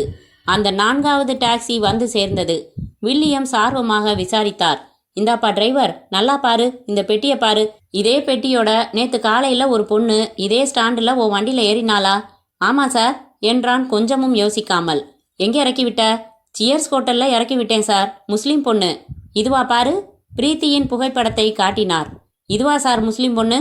இரு என்று பேனாவால் புருவங்களை இணைத்து ஒரு பர்தா போல வரைந்து காட்ட, அட இதான் சார். அலெக்ஸ் சுனில் கையை பிடித்து குலுக்கினான். வாங்க போகலாம். காரில் ஏறிக்கொண்டு சியர்ஸ் ஹோட்டலுக்கு செலுத்தினார்கள். அத்தியாயம் 26. சியர்ஸ் ஹோட்டல் வாசலில் ஆட்டோவை விட்டு இறங்கிக் கொண்டான் ராஜ். பணத்தை அதிகமாகவே கொடுத்துவிட்டு உள்ளே நுழைந்தான். லிப்டில் 3வது மாடி வந்து பிரீத்தியின் அரைவாசலுக்கு வந்து மணி எழுத்தினான். பீப்ஹோல் வழியாக பார்த்துவிட்டு கதவை திறந்து பிரீத்தியை அப்படியே வாரி நெஞ்சோடு அணைத்து கொண்டான். பிரீத்தி, இந்தா இந்தா நீ கேட்ட ஆதாரம். உயிரை பணயம் வச்சு கொண்டாந்திருக்கேன். கவரை எடுத்து அவள் கையில் கொடுத்தான். அவனே போதும் போதும் என்று சொல்லும் அளவிற்கு அவன் முகம் முழுக்க இடம் மாற்றி மாற்றி முத்தமிட பிரீத்தியின் கண்களில் மகிழ்ச்சியில் நீர் துளிர்த்தது. பிரீத்தி, சந்தோஷப்படக்கூட இப்ப நேரம் இல்ல. யார்கிட்ட ஒப்படைக்கணும்? அதுக்கான ஏற்பாடுகளை உடனே செய்யலாம் ராஜ். அப்புறம் உன்னை யாரும் பின்தொடரலையே? என்றான் ராஜ். ஒரு ஸ்டேஜ் வரைக்கும் துரத்தினாங்க. ஒரு தியேட்டருக்குள்ள நுழைஞ்சேன். அந்த தியேட்டர்ல பாம் வச்சிருக்கிறதா ஃபோன் வந்து அறிவிச்சாங்க. எல்லாம் அலறி அடிச்சுக்கிட்டு ஓடினாங்களா. அந்த கும்பலில் நானும் கலந்துக்கிட்டு வெளியே வந்து ஆட்டோவில் ஏறி வந்துட்டேன். அவங்க அங்கேயே தேடிக்கிட்டு இருக்காங்க. முட்டாளுங்க. யார் சார் முட்டாள்? வாசலில் குரல் கேட்க பாதி கதவை திறந்து பிடித்து கொண்டிருந்த ஆட்டோ டிரைவர் உடையில் இருந்த வர்மா முழுக்க கதவை திறந்து உள்ளே வந்தான். அவன் கையில் ரிவால்வர் இருந்தது. பிரீத்தி, உன் காதலனை ஆட்டோவில் கொண்டு வந்து சேர்த்தவனே நான் தான். தியேட்டரை விட்டு வெளியேற்றி அந்த பரபரப்பில் நான் ஏற்பாடு செய்த ஆட்டோவில் ஏற செய்கிறதுக்காக குண்டு வைக்கப்பட்டிருக்கிறதா தியேட்டருக்கு நான் தான் என் சகாவை விட்டு ஃபோன் செய்ய சொன்னேன். இப்போ துப்பாக்கி முனையில் உன்னை கடத்தி கொண்டு போக போகிறதும் உன் கண் எதிரிலேயே உன் காதலனை சுட போகிறதும் நான் தான். முதல்ல அந்த கவரை தர்றியா? நிஜமா சுடுவேன். பெண்ணே, கொடுத்து விடு. கை நீட்டி அவளிடம் இருந்து பறித்து கொண்டான் வர்மா. துப்பாக்கி ராஜ் நெஞ்சை குறிபார்க்க அவன் முதுகுக்கு பின்னே தாளிடப்படாத கதவு லேசாக திறந்தது. பின்னால் பார் என்றாள் பிரீத்தி. இது மிக ஓல்டு டெக்னிக். அட, நிஜமாகத்தான் என்றாள். உள்ளே மெதுவாக நுழைந்து சுனில் பிரபாகர் சட்டென்று அவன் கழுத்தில் பிடி போட்டு கையில் இருந்த ரிவால்வரை சிந்த வைத்தான். வில்லியம்ஸ் தன் துப்பாக்கியை வர்மாவின் வாயில் செருக அலெக்ஸ் கவரை வாங்கி கொண்டே, by the by miss Preethi, I'm Alex என்று தனது அடையாள கார்டை எடுத்து நீட்டினான். அடுத்த 1 மணி நேரத்தில் யுவராஜ் கைது செய்யப்பட்டான். அவன் கம்பெனி போலீஸ் படையால் சூழப்பட்டது. ரகசிய குடோனில் வைக்கப்பட்டிருந்த அபின், பிரவுன் சுகர் போன்ற பாக்கெட்டுகள் கைப்பற்றப்பட்டன. கிடைத்த ஆதார காகிதங்களின் அடிப்படையில் அந்த கம்பெனியில் வெளிநாட்டுக்கு அவற்றை கடத்தும் நூதனமான முறை கண்டுபிடிக்கப்பட்டது. பென்சிலின் மையத்தில் லெட் வைப்பதற்கு பதிலாக வெற்றிடமாக விட்டு பென்சில் தயாரித்து ஒரு முனையில் கொஞ்சம் லெட், நடுவில் அபின் பவுடர், மறுமுனையில் மீண்டும் லெட் என்று வைத்து விடுவது. இதற்கான விசேஷ இயந்திரத்தை இரவில் இயக்கி குறிப்பிட்ட 4 நம்பிக்கையான தொழிலாளர்களை மட்டும் பயன்படுத்த வேண்டியது. அபின் அடைத்த பென்சில்களை எந்த நாட்டுக்கு கடத்த வேண்டுமோ அந்த நாட்டுக்கு ஏற்றுமதி செய்ய வேண்டியது, பக்காவான லைசென்ஸுடன். அங்கே சரக்கை பெறுபவர்கள் பென்சிலை மையமாக உடைத்து பவுடரை சேகரித்துக் கொள்வார்கள். இவ்வளவு விரிவான தகவல்களும் சோதனையின் போது கிடைத்தன. கம்பெனி சீல் வைக்கப்பட்டது. இந்த தேச துரோக செயல்களில் குறிப்பிட்ட மத்திய அமைச்சருக்கும் பங்கு உண்டு என்பதை வலியுறுத்தும் சில ஒப்பந்தங்களும் தரப்பட அந்த மத்திய அமைச்சர் ராஜினாமா செய்தார். கைது செய்யப்பட்டு ஜாமீனில் விடுவிக்கப்பட்டார். வழக்கம் போல அவர், இது என்னை வேண்டுமென்றே மாட்டிவிட செய்யப்பட்ட சதி, நான் குற்றம் செய்யவில்லை என்பதை விசாரணையின் இறுதியில் நாடு அறிந்து கொள்ளும் என்று அறிக்கை விட்டார். அத்தியாயம் 27. பிரீத்தியும் ராஜுவும் உல்லாச பயணமாக காரில் சிக்மகளூர் எஸ்டேட்டிற்கு புறப்பட்டார்கள். கார் புறப்பட்டதும் அந்த டிக்கியில் இருந்த சின்னதாக ஆரம்பித்து பெரிதாக வந்து ஒரு தடவை சுழன்று பிறகு நேராக நின்றது. வணக்கம் என்னும் வார்த்தை. சாரி, முற்றும் என்னும் வார்த்தை. முற்றும்.